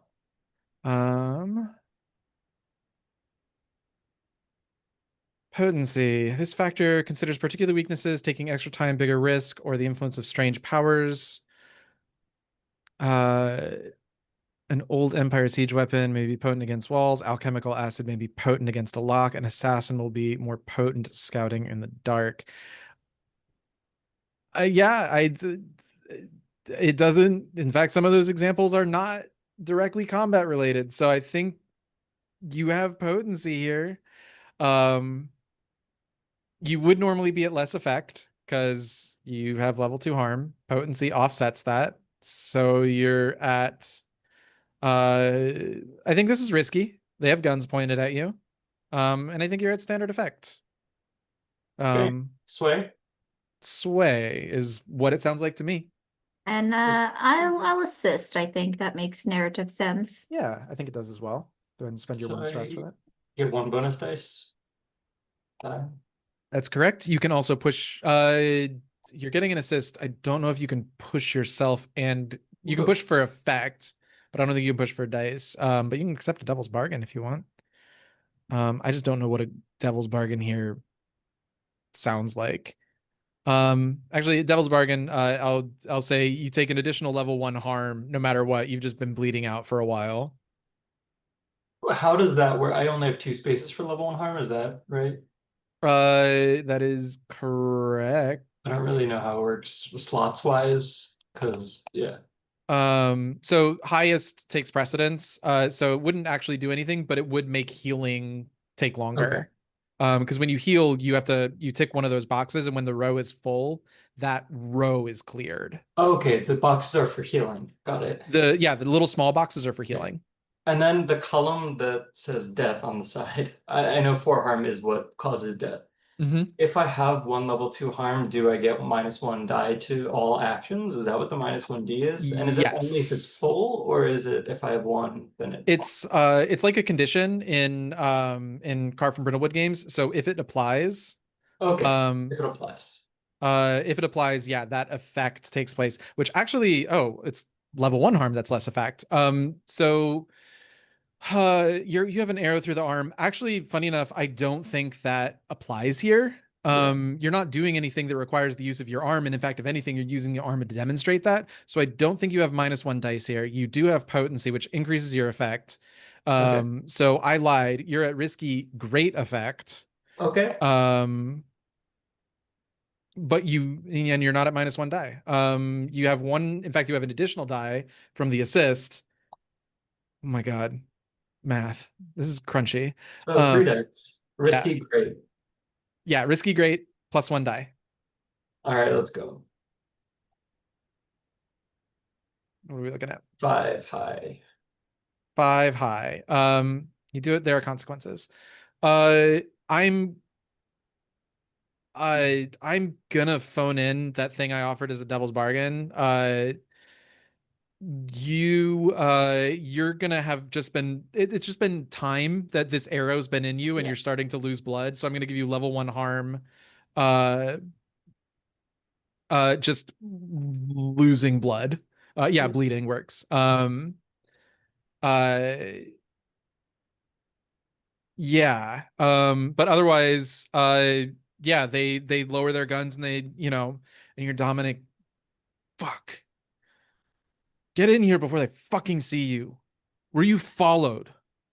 Of course not. Don't be rude.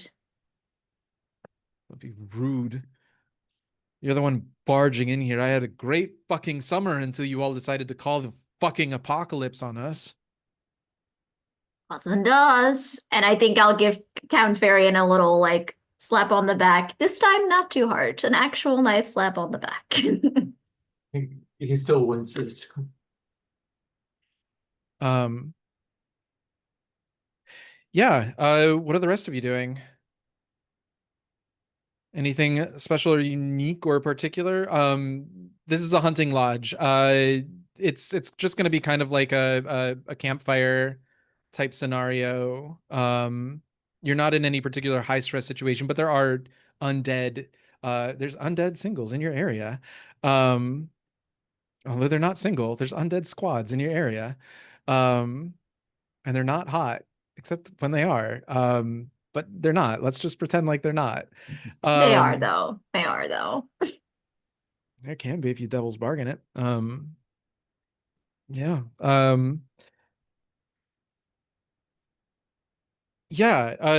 You can go over your battle plans, although we don't need to particularly get into the nitty gritty of that. But yeah, let's.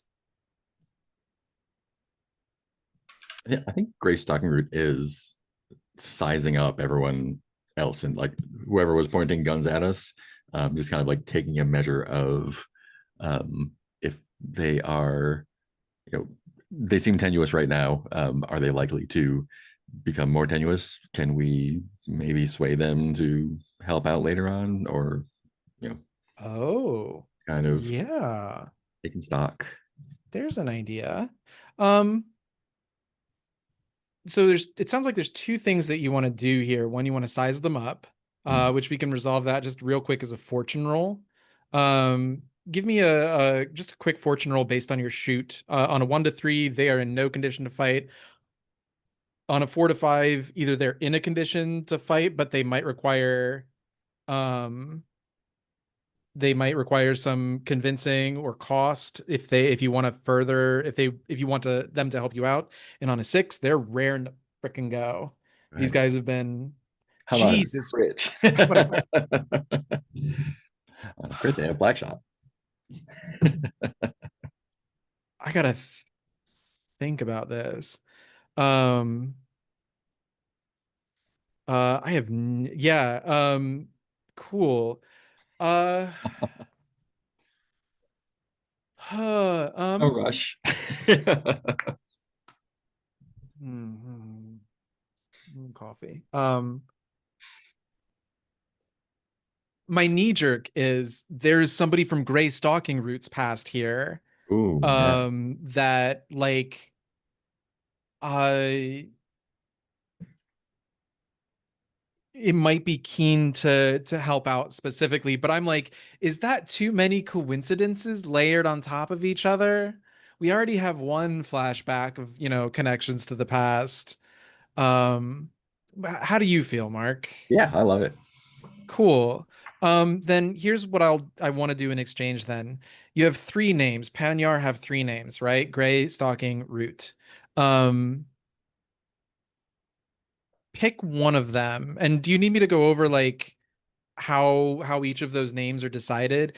The color you're given when you're born, your verb is when as a young adult when three people can agree on what it is, and then your third name is a deed name that has some deed attached to it. Hmm. Um uh How about the color emerald? oh no, I was asking for what is the story behind one of your Oh, behind names, one of my names. and Oh, yeah. how does it relate to this person, or how does this person know specifically about your name, like because they were probably there when you earned it? Yeah. Um, Stalking feels appropriate. Maybe it is like an older Penyar who I like learned to hunt from, or one of them, and got that name from you know persistence predatoring a large prey. You couldn't take it down with a shot, so it was a matter of just following it for days and days and days, until it was run down enough to take down. Yeah. So this older Penyar, Emerald Watching Wave, um ironically, because they're a hunter, deer-like features. Mhm. um uh they have that sort of like white splotches in their hair, deer pattern. And I think their ears are sort of like more floppy doe-like. Um uh and yeah, she's one of the Panyar that gave you your name. Um and she's crack shot with a rifle. She's a crack shot with a rifle. She's an amazing huntress. Um and yeah, she says, um so you joined the Legion.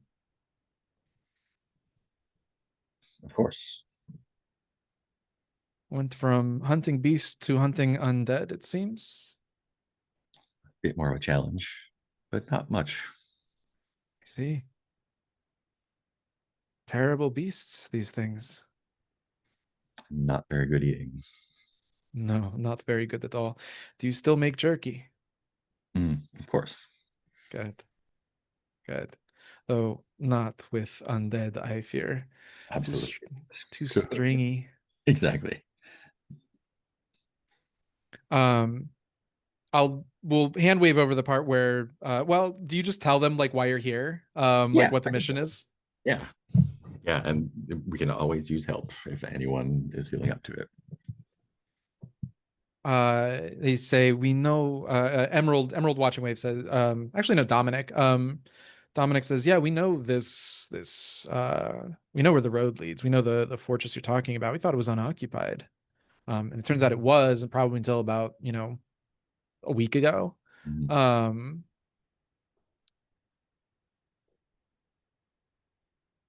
what do you want them to do? Like,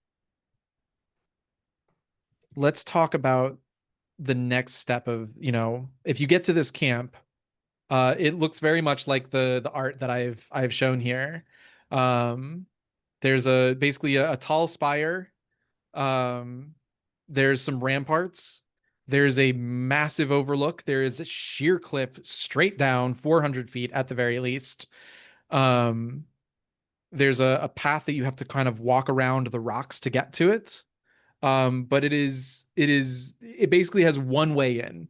And it is that path, unless you want to climb up some sheer rock face and come at it from the side or below. The commander spent intel to give you more information on this. And so what I think I will say is Ake is supported by let me check. I want to say 3 squads of Gaunt. So roughly about 15 to 20 Gaunt. And 3 more Black Oak Knights. Currently they're in the fort with them.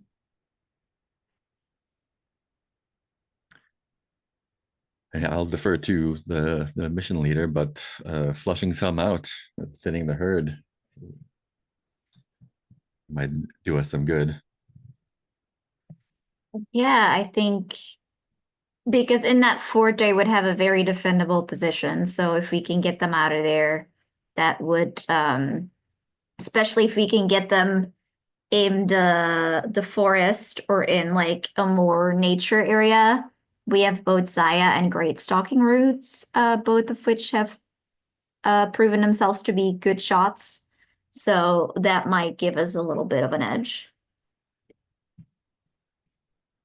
I see. So you're thinking of drawing them out. Okay. On a crit, I think I will have them agree to this without needing like a further sway or consort roll.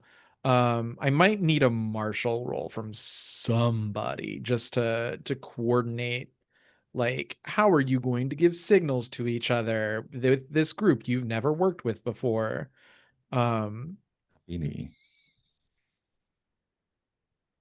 Nobody has martial, do they?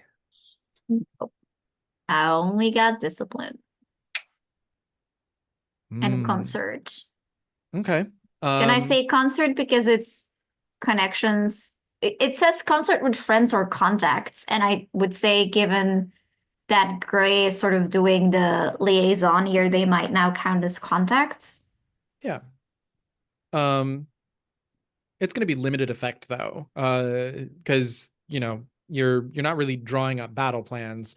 You're doing the anime thing of like just give a real positive speech about the effects of the power of friendship and yeah, just like turning to Dominic and being like, come on, just like old times, like that kind of like it'll just be like hunting deer, Yeah, but it's very much like a we'll figure it out as we go kind of vibe. So yeah, go ahead and give me a consort. You're in controlled position, but it's limited effects. You're in controlled position just because there's literally nothing threatening you here.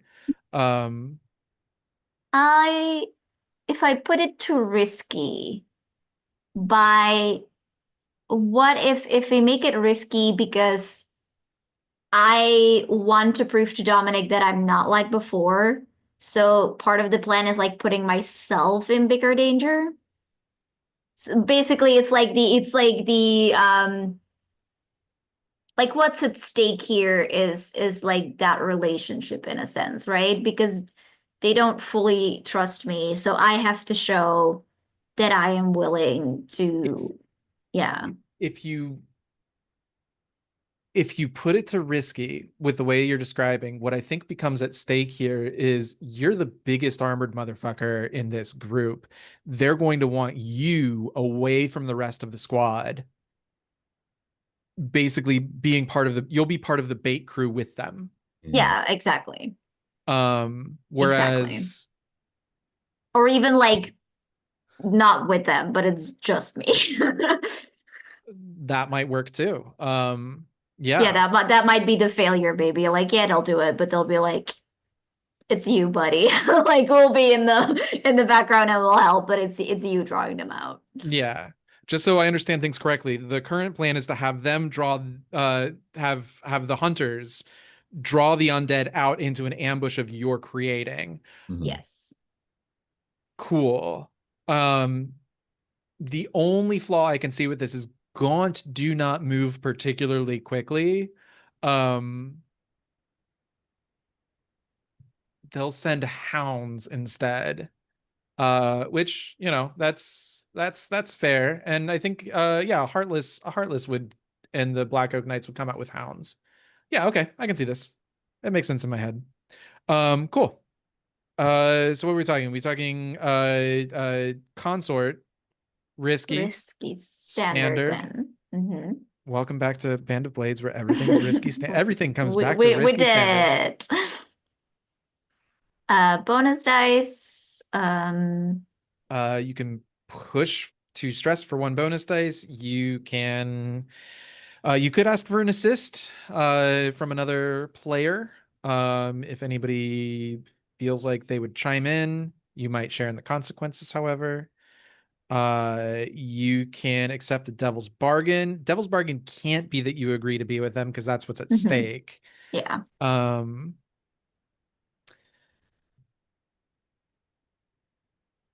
many are you rolling with right now? Consort is just 2 dice. I think I can help. And I think that looks like talking to Emerald about, like, you know them better than we do. Maybe you can help wrangle them a little bit more. Sure. Yeah, spend your 1 stress, and Ritter, go ahead and roll with +1, please. What are we looking Okay. at? 5. Hi. So you do it. There are consequences. So yeah, I think the consequence is you're gonna have to go with them. You're gonna be part of the bait group. And not only that, these are hunters. They're used to ranged combat. You're gonna be on the front lines of dealing with the bait in heavy load. So that's a choice. Cool. It's okay. I don't need to be fast. I just need to get them where they need to be eventually. Yeah. Does anyone want to have like a quick little scene or moment? I don't think you guys need to set watches. You have people here who are already taking night watch as it is. You find a lodge, and you have your own probably travel bedrolls. But yeah, anybody want to have what about this Farian situation? Farian, you've got an arrow through your arm. You don't have a medic with you.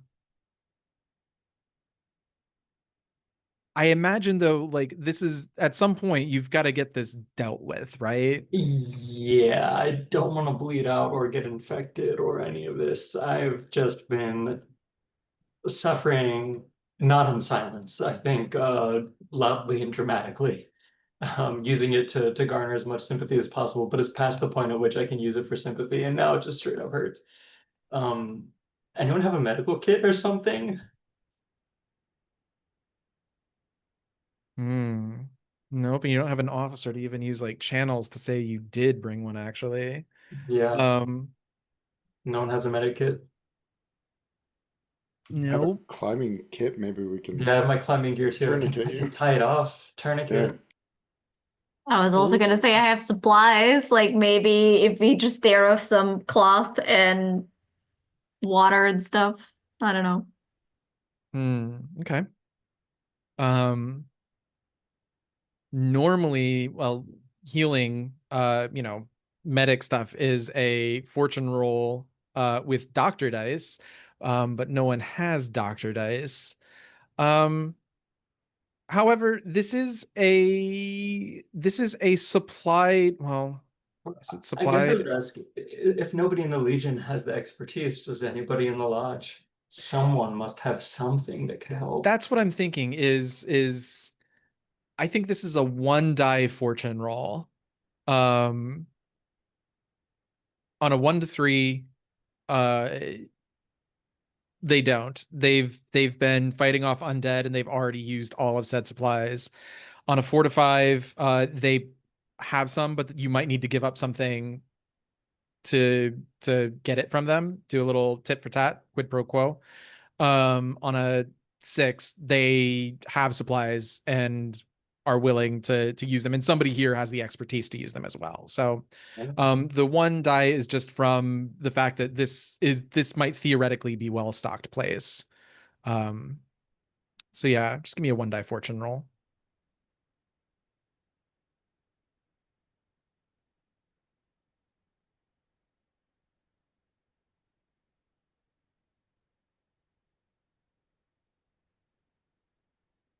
It's a 3. So the answer is no. They've used all of their medical supplies, and I think there's a sort of pained expression of, we're hunters. We're used to inflicting wounds, not healing them. But they can do the basic. They can, break the arrow off and, um, uh, yeah. So I think, uh, At least it wasn't my face. yeah. I think the situation here is you're going to take another level 1 harm. Um, but that'll be it. It'll just be uh uh actually I don't know if I should inflict harm on a fortune roll. That doesn't feel right. That doesn't feel in the game's spirit. Um they just don't. Let me just kick the ball back to your guys' side of the court. If I tell you they don't have medical supplies, how do you want to deal with this? I mean, maybe they've got some hiding and they're saving them. I would barter with whatever I've got. I'll give them one of my uses of black shot. I need my arm fixed. All right. All right, let's do this. It sounds like you're going for either sway or consort. In fact, it sounds like sway based on what you've said so far. I will give you this roll. They'll agree if you give up your black shot. All of it. All of it. Okay. Sorry, quartermaster. That's the thing. The quartermaster might hear about it and punish you to work extra shifts overnight. Like there might be some harm involved when you get back to camp. Yeah, the value of rookie to black shot ratio is maybe like 1 to 1. I don't Yeah. know if I'm worth more or if that is. Yeah, go ahead and give me a mark off. Oh, let's do this. Mark off all but one of your black shot. Devil's bargain, you mark off all of them instead. And I'll give you an extra die. For a 3rd die. Yeah.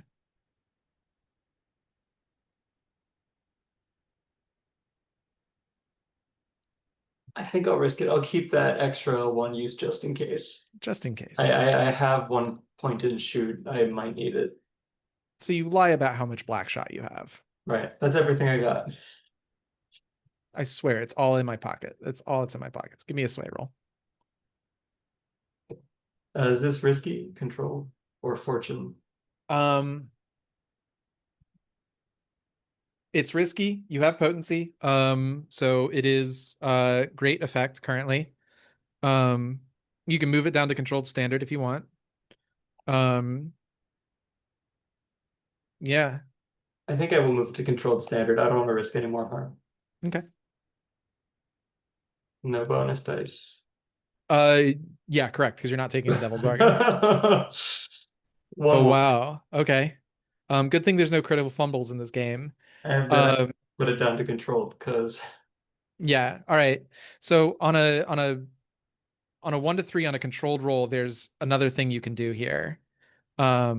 You can back off and try again, moving yourself to risky.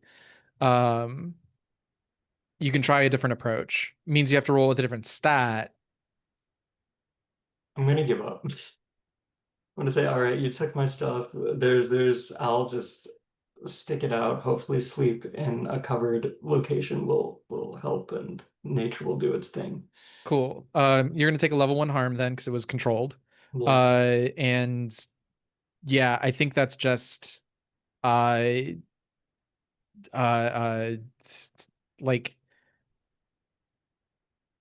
I mean, infection or no I feel like soreness. infection's worse than level one. I'm Yeah. imagining that like I gave them the black shot and they're like, here, we'll give you something that'll help. And they throw like a roll of shitty bandages that doesn't even like begin to cover it, nothing to sterilize, nothing to actually like stitch it up. And so I just like leave me to wrap it up. It does basically. Yeah, just take serious pain for a level 1 harm. Yeah. All right. It is the next day. There's still 3 ticks left on this to the camp clock. So just sort of like in brief, you can you have to get past, dodging undead patrols. So, there's scouting that you can do, which would kind of be like a group sneak action. You can probably maneuver if you want to just sort of outpace and pass them up that way. But you have a couple options, you have a few options here, or something else that I haven't dreamed of. But we either look to the Ritter or kind of anybody in general of what would you like to do to make progress with the obstacles as I've presented them. Basically, undead patrols. We haven't heard from Zaya in a bit, so I don't know if there's something that you want to do or think is interesting that we can assist with.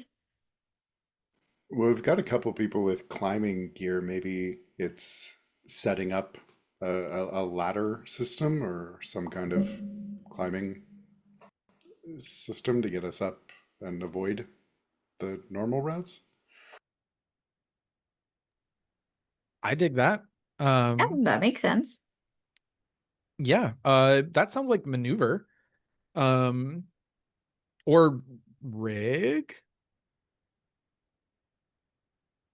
I could buy either one of those. If you're using your climbing gear and the brute force, straightforward option here is maneuver. It sounds like to me. Rig would be something like you rig something up to help the squad move, but you kind of set the narrative situation here. Um, what does it I'm look like? leaning toward maneuver, Okay. only because I have a dot in it. So Yeah. You have climbing gear, which means you have equipment for the job. Um, so I think you're at risky. Also, it sounds like everybody's going to be doing this. Is Zaya leading this maneuver? yeah, Uh, she would. Ritter, is that good with you? Yeah, I mean, these rookies so badly wants to show some initiative, right? Well, show it. Cool. Um, Fantastic. So everybody is going to roll maneuver.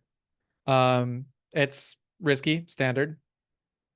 Um, if you didn't have gear, it would be either desperate position or limited, depending on the fiction, but we're not going to worry about that. Um, so risky, standard. Uh, Do we want XP though? well, so fun thing. If you do a desperate, great on a 4 to 6, you just clear the clock. Uh, It might be worth it. so I do get +1 die in group actions, so which I think you have -1. No, you have less effect, is what you have. But if this is the group, then the group I think takes precedence over the individual. So I'll still say you have the effect of the group. why Um, less effect? Level 1 wound, if I Which recall I right. ignore because I'm tough. Oh well, then never mind. Um, then that doesn't matter at all. Cool. So desperate, great. Let's do it. Yeah. You have pretty good chance to succeed. You know, you have all 4 of you. You just need 1 6. So everyone rolls maneuver desperate. Great. Yes, everyone rolls maneuver desperate. Great. If you want to push, you would mark 2 stress, and you can add an extra die. No one can really assist because you're all doing this. I heard 1 beep. I see a 6. I pushed. Pushed. Ooh, I have no dots, and I'll take the lower of 6 and 6. Are you? What is going on with And this? we mark up prowess experience. Yes, everybody marks prowess XP. Can you just roll all our things, please? Okay. So the good news is you do it. However, for every person who rolled under 4, which I see 1, Farian, Zaya, you mark 1 stress for that. But the good news is you do it. You did it to fill the clock. So yeah, brief montage. Everybody just chime in and be like, give us the vignette of climbing. Farian, you at one point, because of your arm, your injured arm, I reckon at one point, like, do we get that cinematic, like you almost fall and somebody catches you? And if so, who is it? I think that might be why Zaya gets so stressed. I think after I failed us earlier with my foolhardiness, she's not gonna let this one fail. She'll take charge and make sure I don't fuck it up. That Fantastic. makes sense to me. Yeah, Zaya, Roots, Ritter, yeah, chime in. Like, yeah, what does this climbing montage look like? I think maybe it's like if everyone's cool, at a slow pan downwards as we see Zaya climbing up using that double-bladed axe to kind of as a climbing axe and just notching it into the rock, putting a python in or whatever dark fantasy equivalent there is, and then attaching the rope, and then the camera moves downward to whoever's just below. Root and Ritter, like how close do you guys get to being spotted by undead, and how do you avoid them in the midst of this climbing montage? I get 0 close to it. Yeah, and in fact, that probably kind of not taking an alternate route, but finding purchase that might be easier for me with my little cat feet, and kind of making sure that no one's following us, and just keeping an eye out in general while folks I'll go a little further and folks climb up, and then I'll go a little bit further and folks climb up. Yeah, I think Ritter maybe almost gets spotted because he's got like all of this fine, fine armor, fine weaponry, fine shields. And I think it's maybe like the reflection of the sun, like we have like this dramatic climbing shot and like the sun is coming up, like we get our silhouettes against the mountain.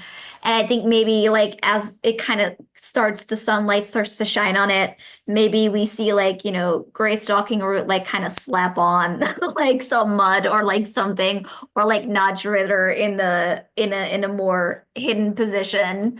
And kind of gets like this, like, like a friendly, grumpy look, where it's like more put on than like genuine heat in it.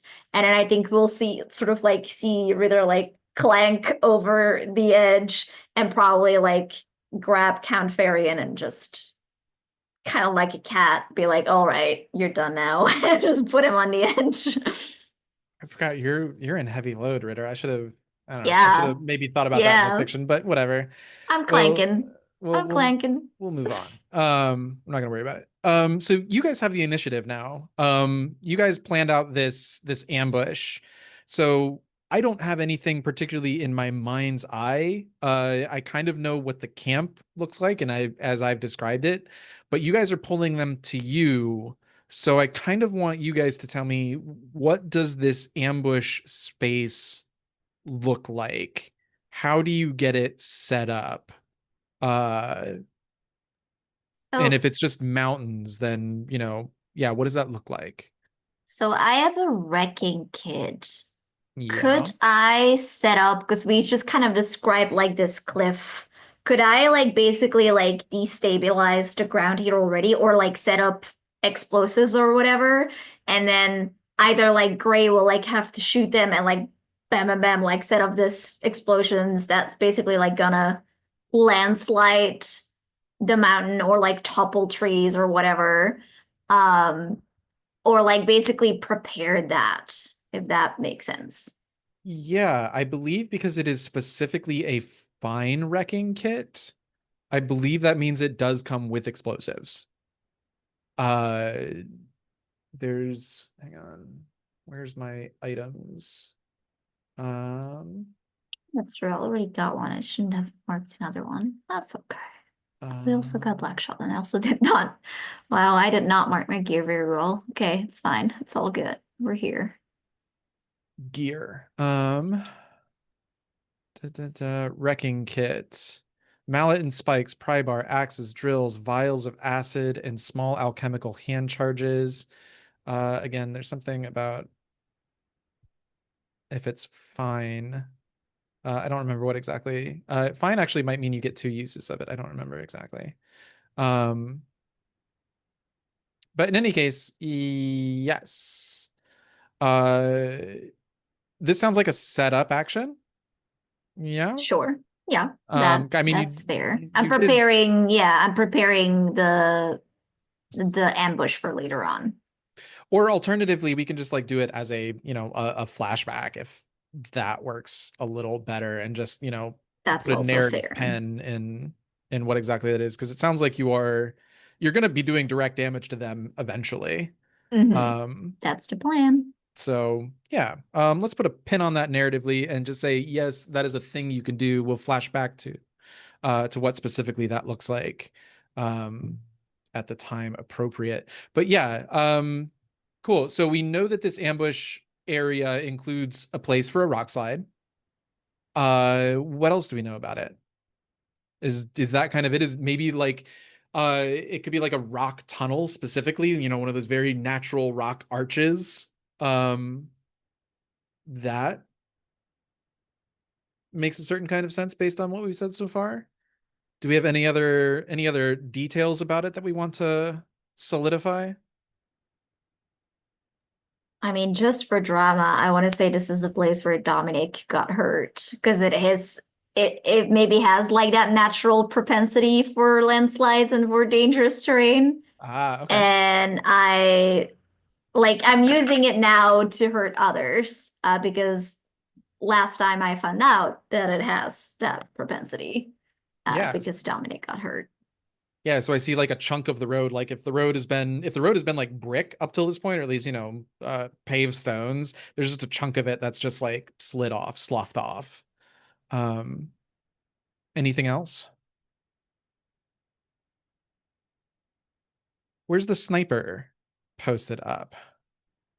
Or do we want to leave that for like a flashback as well?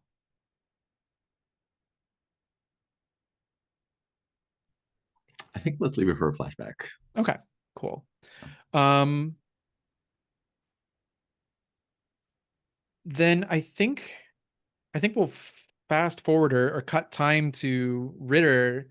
You and the hunters, you need to get the attention of these undead in the fort, in the spire itself. You come around the corner, you see this like single tall spire. It's undead occupied, so there's a certain fantasy ruin quality to it. One of the banisters, is missing, a chunk of it. You see like a tent set up outside because the Black Oak Knights are human and still need human things like shelter and stuff. Um, yeah, how do you get their attention? Ball's in your court. Yeah, I want them to think that we're desperate and like easy pickings. So I will just be like a fairly like frontal assault, but then like give up fairly quickly and like start running and then like hope that they'll be like, oh, we'll just like pick them off, right? Like they're like not organized or panicky. So like hope that they want to have some fun with their prey. But I think it's fairly straightforward. There's like no taunting or whatever. I think it's going to look like Ritter had planned an assault that he fully thought he was gonna win, then didn't, and then he's gonna run tail. So I think it just starts like an assault. Okay. Because that's my best stat. I don't want to use Yeah, it. a skirmish. There are gaunt here, but they're gaunt in numbers. So I think but the goal is not necessarily to get them to uh I think what it's going to be is this is going to be you're going up against a significantly higher scale Mhm. because there's like 20 of these gaunt in the fortress itself. So you're going to be at limited effect. Yes. Can I use my anchor here? You You may spend anchor can. uses to fight as a small group. This means you can face groups of lesser undead without loss of effect. Sure, absolutely you can. Um, I think in this case that will move you from uh like you're not desperate yet, but this will move you from risky to controlled. And I think though it's still going to be controlled it'll be controlled standard is what I think we're looking at. Okay, With I'll your anchor make use. that risky great. Cool. Risky great. Unless you feel like that's not gonna have a use.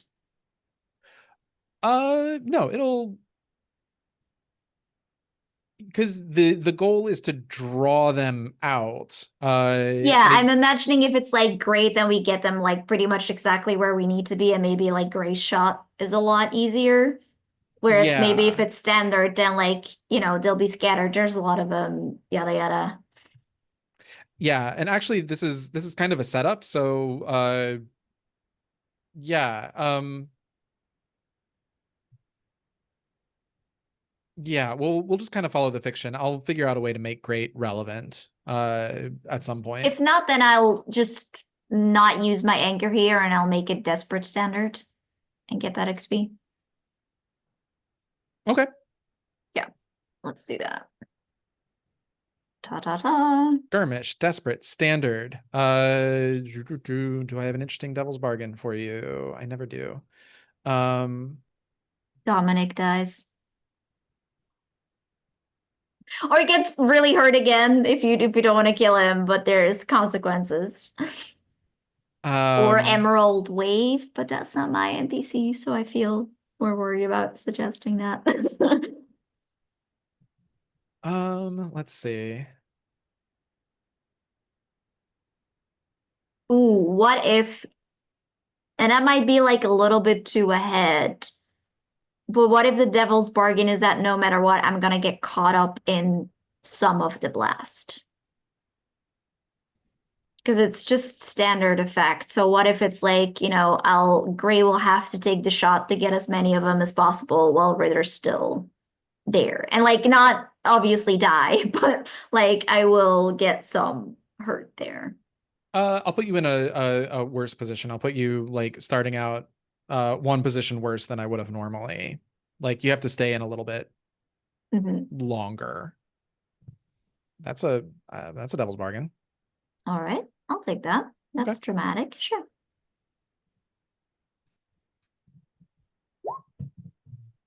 Partial A4. Yeah. success. 4 to 5. Okay. Oh boy.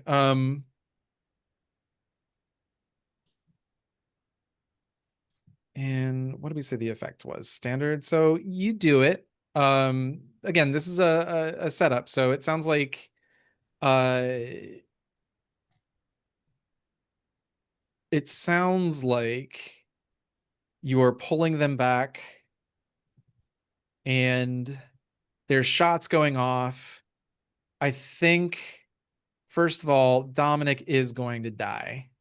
The hounds are going to get loose and you're busy getting tangled up fighting Gaunt.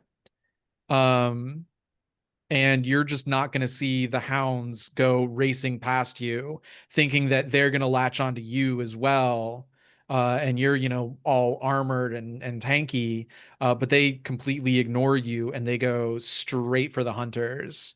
And just Yeah, as you kind of like turn to go, Dominic's going to die. I'll resist that if I can. Okay. You can. And do I want another consequence? You're in desperate.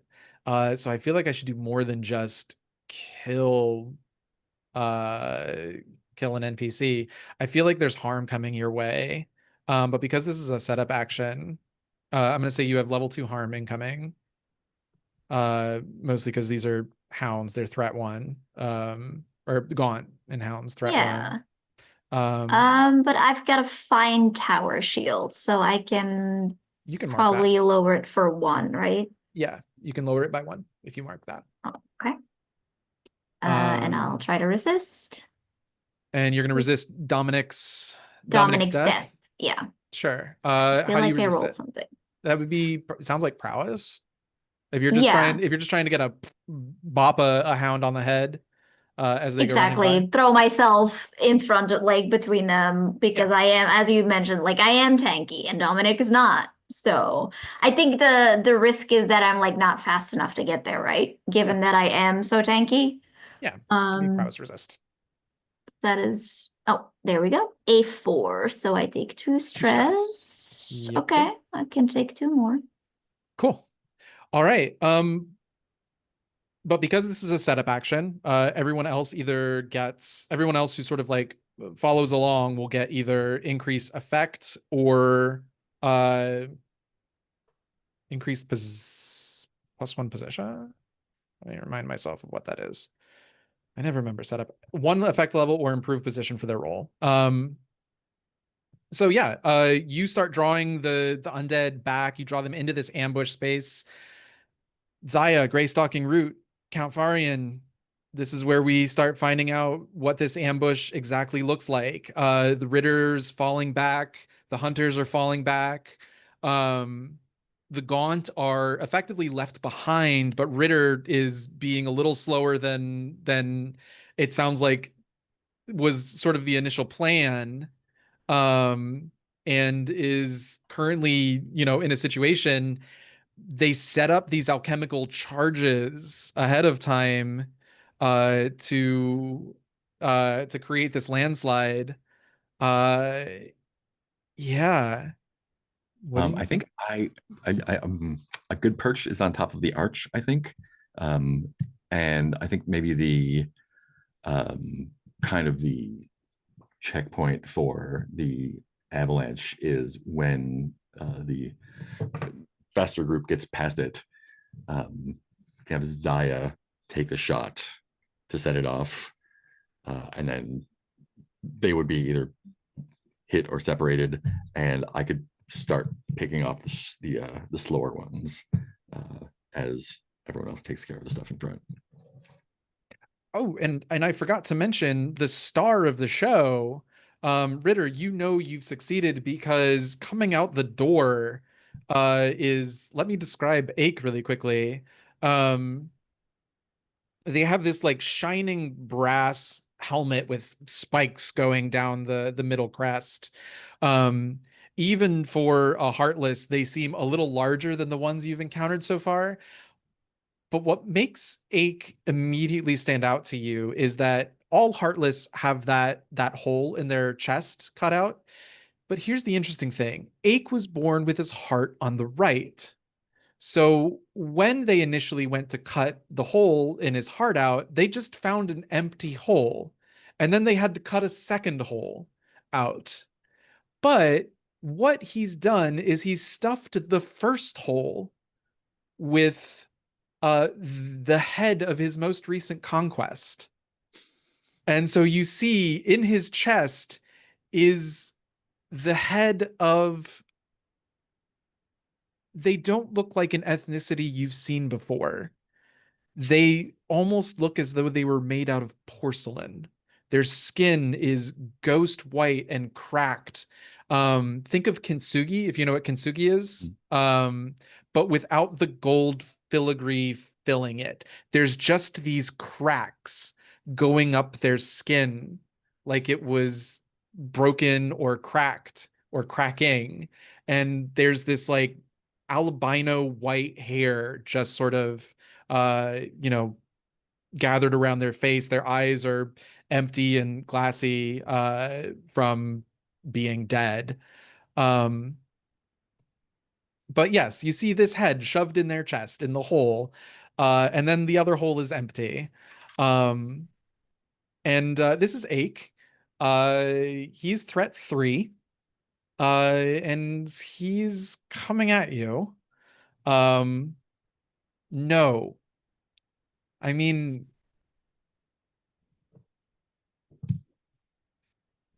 all right. So with all that in mind, Gray Stalking Root, you said something about thinning out numbers. Yeah. But does that change your narration at all? Yes. Ritter, how confident do you feel about the hounds? In what way? Um, To if, defeat them? yeah. Yeah, I don't think that Ritter's too worried. I think Ritter's worried about like if there's too many of them, we might get overwhelmed. So that's why I think we set the ambush, and then of course like Ake is the big guy that we need to get down, but the individual hounds like whatever, you know. So I think the initial like 2-part plan is Zaya take the shot and set off the avalanche, and I will focus on Ake while folks in front take care of the hounds, and you can take care of the other ones. The Gaunt.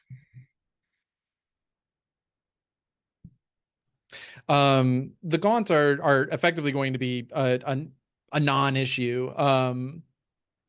Because they're just slow. You're pulling everyone back a little bit faster than you. We're gonna start. He's threat 3, so this is going to be a. Is it a 10 clock for threat 3? I don't think so.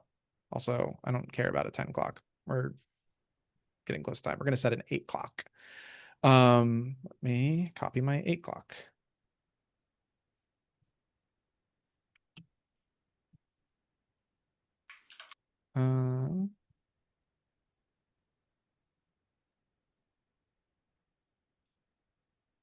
Put you on roll 20. I will figure out how to do this in like an easy way. So there are hounds, there are a couple Black Oak Knights, and there's Ake.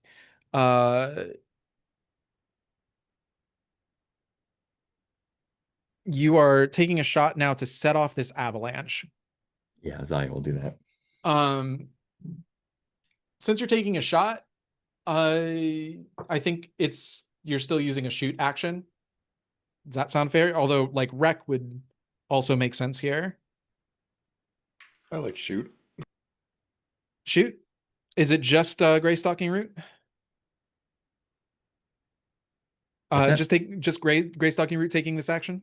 In other words, is it you and the rookies are all shooting, or is it just you? It's just Zaya is the one taking the shot. Oh, Zaya's the one taking a shot. Yeah. All right, Zaya. Shoot. Ritter has set up has set you up very well. So I think you have increased effect. Is the goal here just to take out Ake? I think the goal for the avalanche is to take out or to. I mean, and Ritter, correct me if I'm wrong, to kind of block them off or bury them, so it'll be easier to fight them on the ground. Yeah, yeah, correct me if I'm wrong, Kevin, but the way that I understood it, there's basically like two issues. There's like superior numbers of like Mhm. all these like hounds and knights like following us, Mhm. and then there's the big guy, Ake. So I think the landslide is probably to like thin out numbers, like if we can get rid of all of them or some of them, depending on how well that goes. And I assume that Ake is gonna be like the boss fight. It's not going to be taken out by the ambush, but then like we can all focus on Ake after. Okay, yeah. So the goal here is to separate Ake from the Black Oak Knights, yeah? Or Ake from everybody else, it sounds like. Cool. Um, all right. You have I'm not gonna make you normally I would make you like roll rec to set all this up. I don't really care. Uh so instead we're going to roll Zaya, it sounds like, shoot. You're basically hitting this target. Let's see how if you can get it, first shot, first try. And if you succeed, uh the Ache will be isolated effectively, and you can fight them. You can fight him without the benefits of some of his friends. If it's a 4 to 5, maybe some of them get through. So shoot. You are you're not in a desperate situation yet. I think you're in risky. Because I think it's not the easiest shot in the world. There's chances of missing and maybe people dying. Um, and it sounds like you're in standard effect. Although the setup action from before, I think, puts you in great effect. So you're at risky great. All right, let's do it.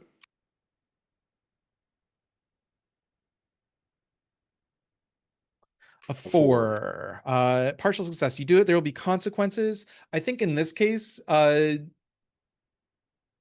some of the knights get through, or either uh yeah, I think I set up 2 knight tokens here. So I think like you shoot once and like you just hit rock. You got to reload again, and these muskets are not you don't have an Orite repeating rifle. So the first shot doesn't go. The second shot hits its mark, but by then some people have already gotten through. Um, the explosion goes off, the avalanche starts going. Some of the Black Oak Knights have gotten through. Um, Ritter is now fighting Ake and 2 Black Oak Knights. The hunters are probably drawing whatever, handful of hounds might have also made it through. They're driving them, they're, pulling them off into the hills. So I'm going to say the hunters and hounds are dealing with their own thing. You have 2 Black Oak Knights and Ake to deal with. We have an 8 clock here. That's probably a little generous. It's probably would be a 10 clock with 2 Black Oak Knights. But we'll deal with it.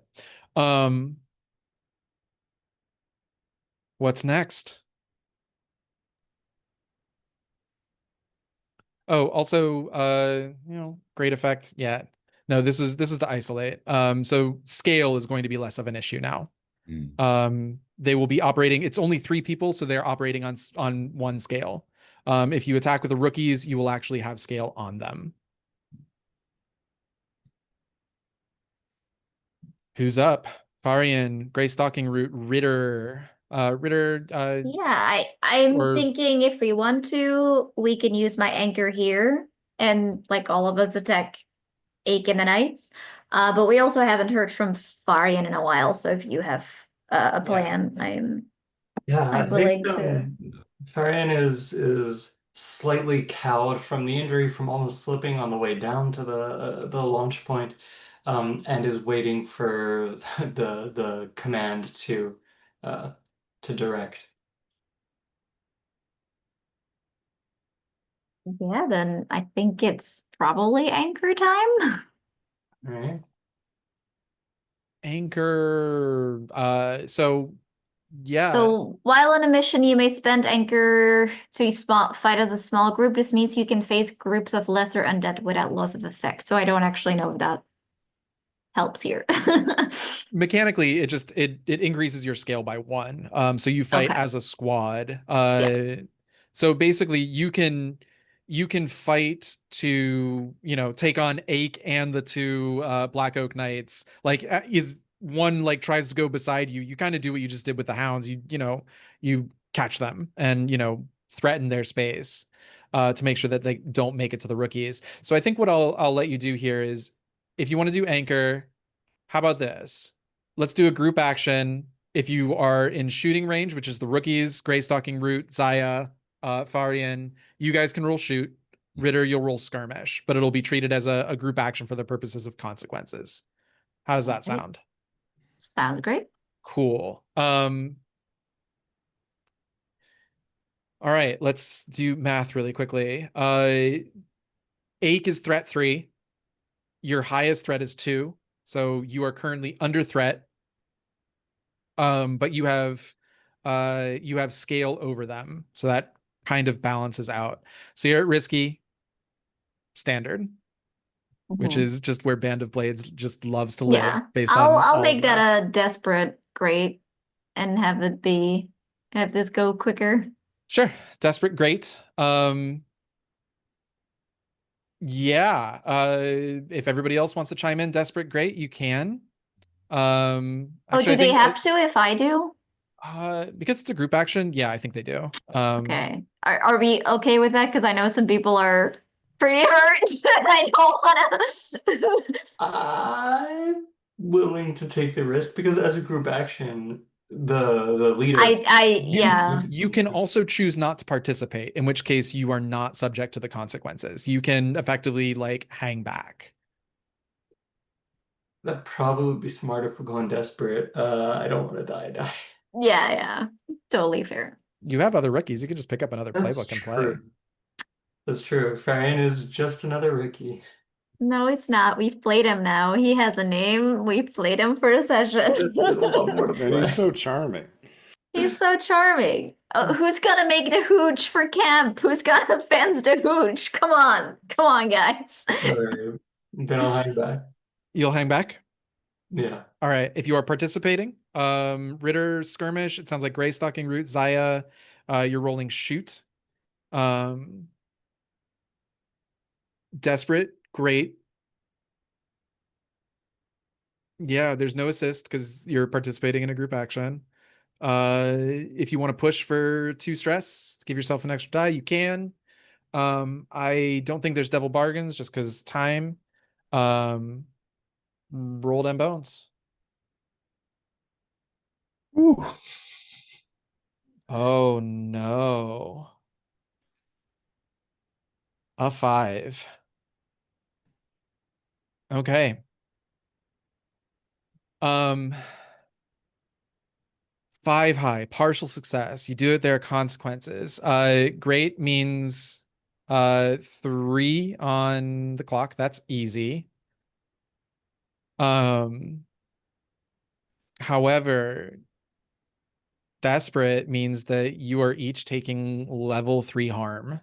Sorry, the people who are in shoot range are the rookies participating, the rest of the squad, the NPCs. Oh, I Um would assume so, yes. Ben M, give me a 1 die, just /R space 1d6, please. If this is a 6, okay, it's not. So first of all, 2 rolls were under 4. So Ritter, you're taking 2 stress. Does trauma work if I have to mark another? Because If like this you would fill it up. Yeah, I then you're had fine. It's when you Okay, have to it's the mark next one. Yeah. and yeah. Okay. Um As usual. yeah, so fantastic. Good to know. So Ritter, you're taking level 3 harm. I think actually it should be level 4 harm because they're above you in threat, but I'm just gonna go with level 3 because we put you in a desperate position. Mhm. Um I'll mark F I think I've got more armor that I can mark. You should have like a heavy tab, I think. Yeah, I've got because if you I picked heavy, so I should have my light and normal stuff too, right? Yes. So I should have fitted heavy plate replaces any armor. Yep. And like on your sheet, there's like a thing that says heavy. Like you have your armor, heavy, shield, and special next to your harm track above Oh anchor. yeah. Okay, I see. That's normally where I mark like armor, shield, and stuff. When But I can only mark one, right? I can't mark heavy and shield to bring it down to.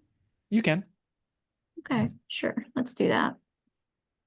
So Um, I'll take level 1 harm. okay. Yeah, just take beaten and bruised, level 1 harm. All right. As for the other two, so first of all, I think 3 rookies are gonna die. Again, desperate action. Uh, Folks can step in to save them and take the harm for themselves. It's level 3 harm if you do on top of so the shooters are not immediately taking harm. But I think the consequence here is 3 rookies are going to die. You can step in and take it yourself, in which case you'll be taking level 3 harm. And can we resist? Uh, can you resist? If you resist, it will bring it down to 2 rookies die. I think is the way that works. I reserve the right to be wrong about that and change it next time, but that's what I'm going to say for now. If somebody wants to roll a prowess resist, you can take it down to 2 rookies die, and then we I'll can start. roll a prowess resist, and that looks like providing cover fire for them while they Yeah. get out So of it. Mark, I'll get 5 dice on that Oh, then if I do you it. So yeah, go for it. All right. so I get the 4 from prowess and 1 from devil's Mm. own luck. So Nice. all right, So we're down to 2 rookies die. How much stress are you taking? none. None. You're taking none stress. There are still 2 rookies dying. From here, you can move to protect them, which would mean you take their harm for them. Can we resist like You again? can resist that as well. That will take the level 3 harm down to level 2 harm. Or you can mark armor as per normal. I will do a resist as well. Resist to take To- it down to 1 rookie die. Yeah. Cool. Prowess resist. Go ahead and hit me. No Again, I don't know if exactly that's how it works, but that's what we're saying for now. a 6. You're getting them where it counts. So you still have 1 rookie dying. I'll defend. All right, you're going to protect. So you have level 3 harm coming your way. You can resist that as well. Yeah, Which and I'll or also you mark can my mark armor. armor. Cool. So you're going to resist and mark armor or just armor? Yep. Cool. I'll do both. Give me another prowess resist and it'll take it down to level 1 harm. That's a 6. Jesus Christ. With 5 dice, chances are good. Yeah. Chances are pretty good. Although, I mean, think of gold rolls and trophy, right? That was basically a gold 5 roll, right? That's true. Honestly, on a Um, gold 5, getting 1 gold is that's okay. It's pretty good, and you've gotten it pretty consistently. But anyways, yeah, so you're taking level 1 harm, same thing, just battered and bruised. And actually, we are at time, so we're about where I wanted to be. We're in the process of fighting Ache. We can wrap up this fight next session. If you feel like you engaged your heritage for the purposes of XP, maybe make a note of that on your sheet or wherever you prefer. We'll wrap up this fight next session and do the secondary mission and campaign phase. Sound good? Or anything else we need to do today? If not, we'll move into stars and wishes. Let me pull up my starsies and wishes. All right. Whoever wants to go.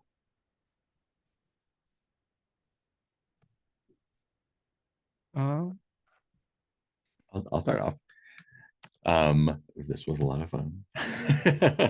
I really liked getting to we had a lot of variety. I think we got the traveling stuff, we got the social stuff, we got some prep, we got some combat.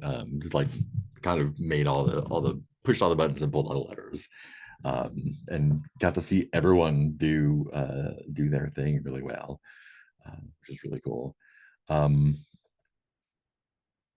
Specifics escape my brain right now. I was many times being like, that's awesome. So yeah, specific stars, but I can't remember what they are to everyone. Which is I think Gray Stalking Roots only wishes to get the final shot on Ake.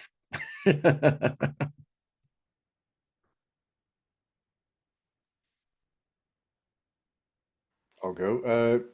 So using the wound arm to parlay for mercy and pity was a great move, Ben. And I like Count Farian a lot, and I'm glad he's not dead.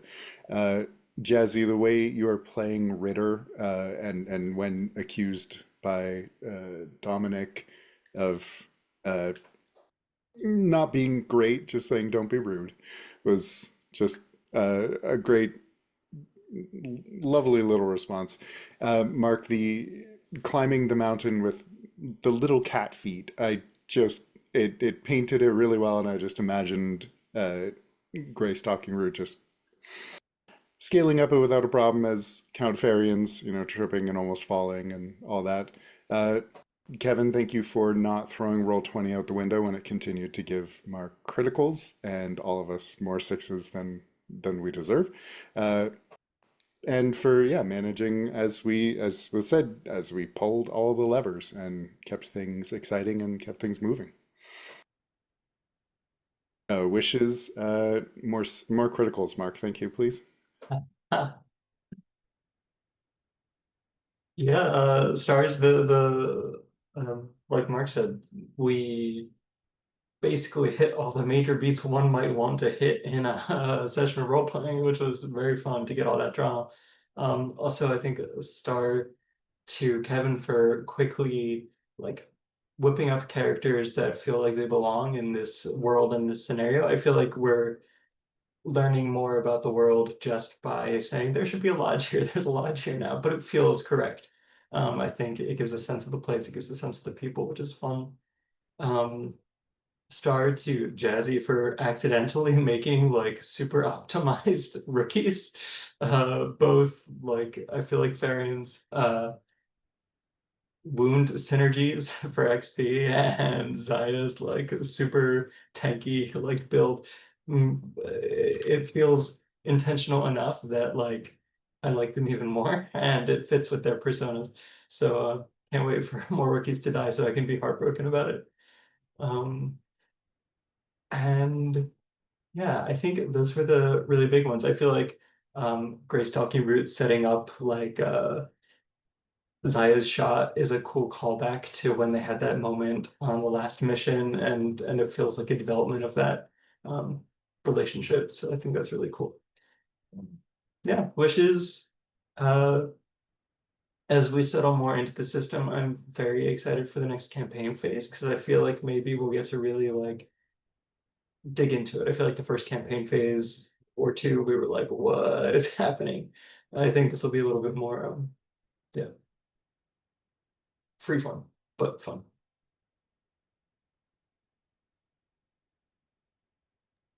Yeah, stars. I really like that moment of Zaya and Farian being like, "Oh, we want glory too. Let's see if there's a knight for us to fight."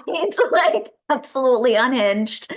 But it makes sense, like in this military, like where such deeds would be highly praised. Like it kind of makes sense that they would be like, yeah, like we gotta make a name for ourselves. We gotta not be the unnamed rookies that are just gonna be thrown, at the hounds to distract them while the important people get away. Like it makes sense. I love seeing Zaya played by someone else. It's very fun, like to have that troop style play and to like see different people's takes on different characters. I was terrified playing Ritter because I was like, oh no, this is not my character. That's illegal, even though that's like literally what I'm supposed to be doing.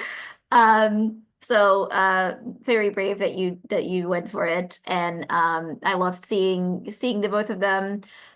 Yeah, I'm very happy that these builds are working out. I was just vibing. There will be many more cases where probably they won't, but hey, you know what? These two characters at least make sense. Um, yeah, I loved Dominic and that lodge because I think my main thing so far has been that there's like very little to go on with these characters, so they feel kind of disposable. And I feel like for rookies, that's like, you know, that's okay. But I felt for kind of the same for the specialists. So I'm happy that we did see like a little bit more of like what they might have been like.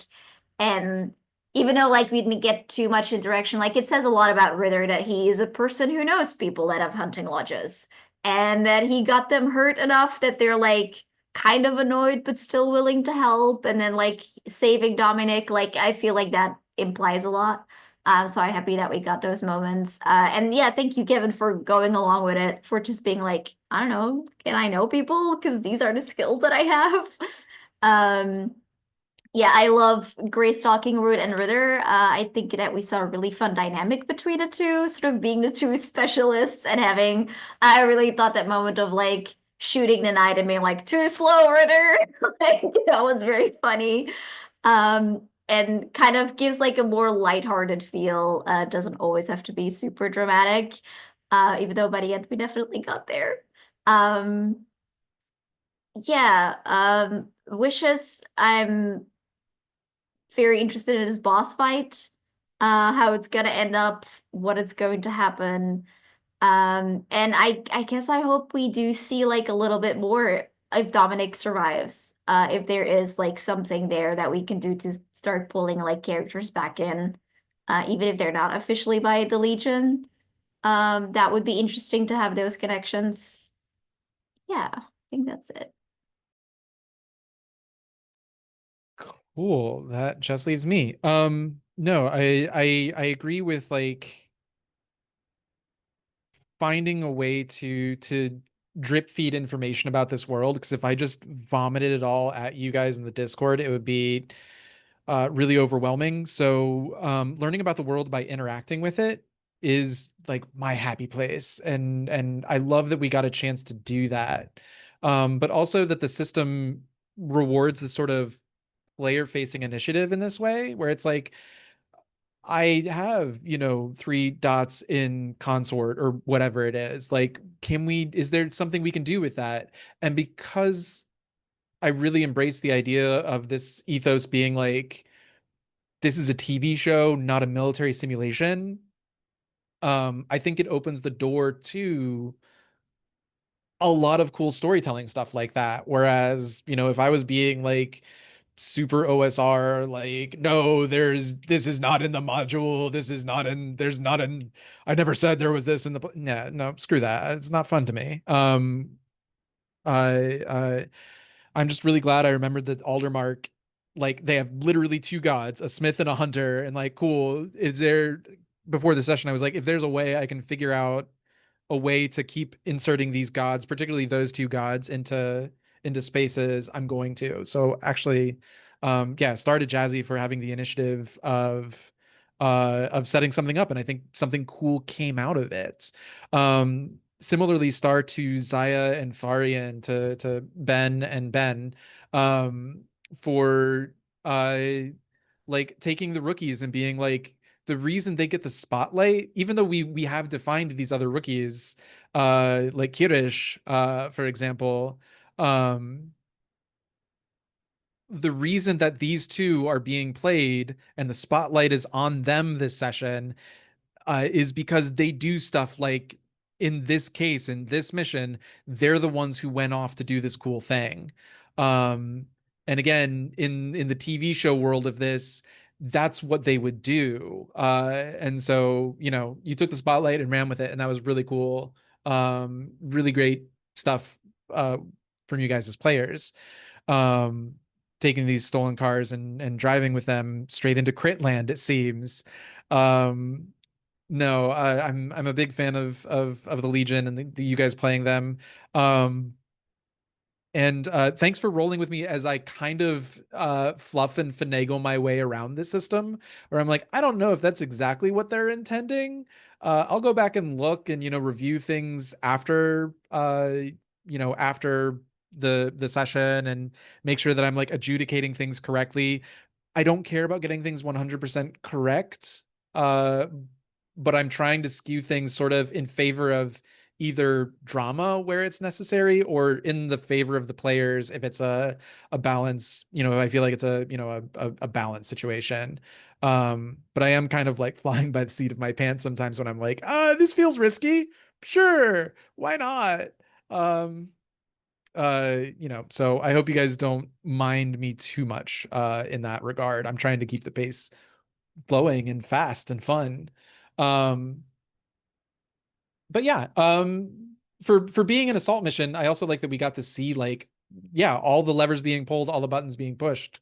So again, I'm a little sad you guys didn't go the treacherous route. We just got, a whole game of climbing and landscapes and stuff. But this was really fun too, and I'm glad we still got to let you guys use those climbing kits as well. Because it was always sad for me when I was like, I took all this gear and then we didn't use, and then we're just fighting. So I wanted to make sure this was a big test to see like, can I do something other than just get to the fighty bits? Can we actually explore the world and look around the world? And in that regard, I think because of you guys like coming in and helping define some of this stuff, it was a fantastic success. So, yeah, all around stuff. And yeah, the dynamics between Ritter and Root were fantastic. Getting a chance to experience that troop style gameplay, having different people play characters, I think does open up some really cool stuff and allowed for shared storytelling and your specialist can still be your fun special little Lorbos. It's fine.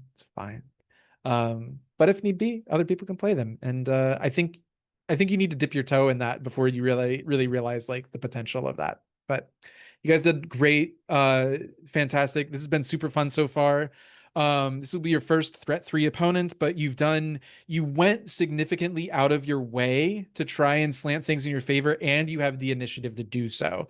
You started the mission in a controlled position. So part of me is like, I should be like really running this thing really fucking hard.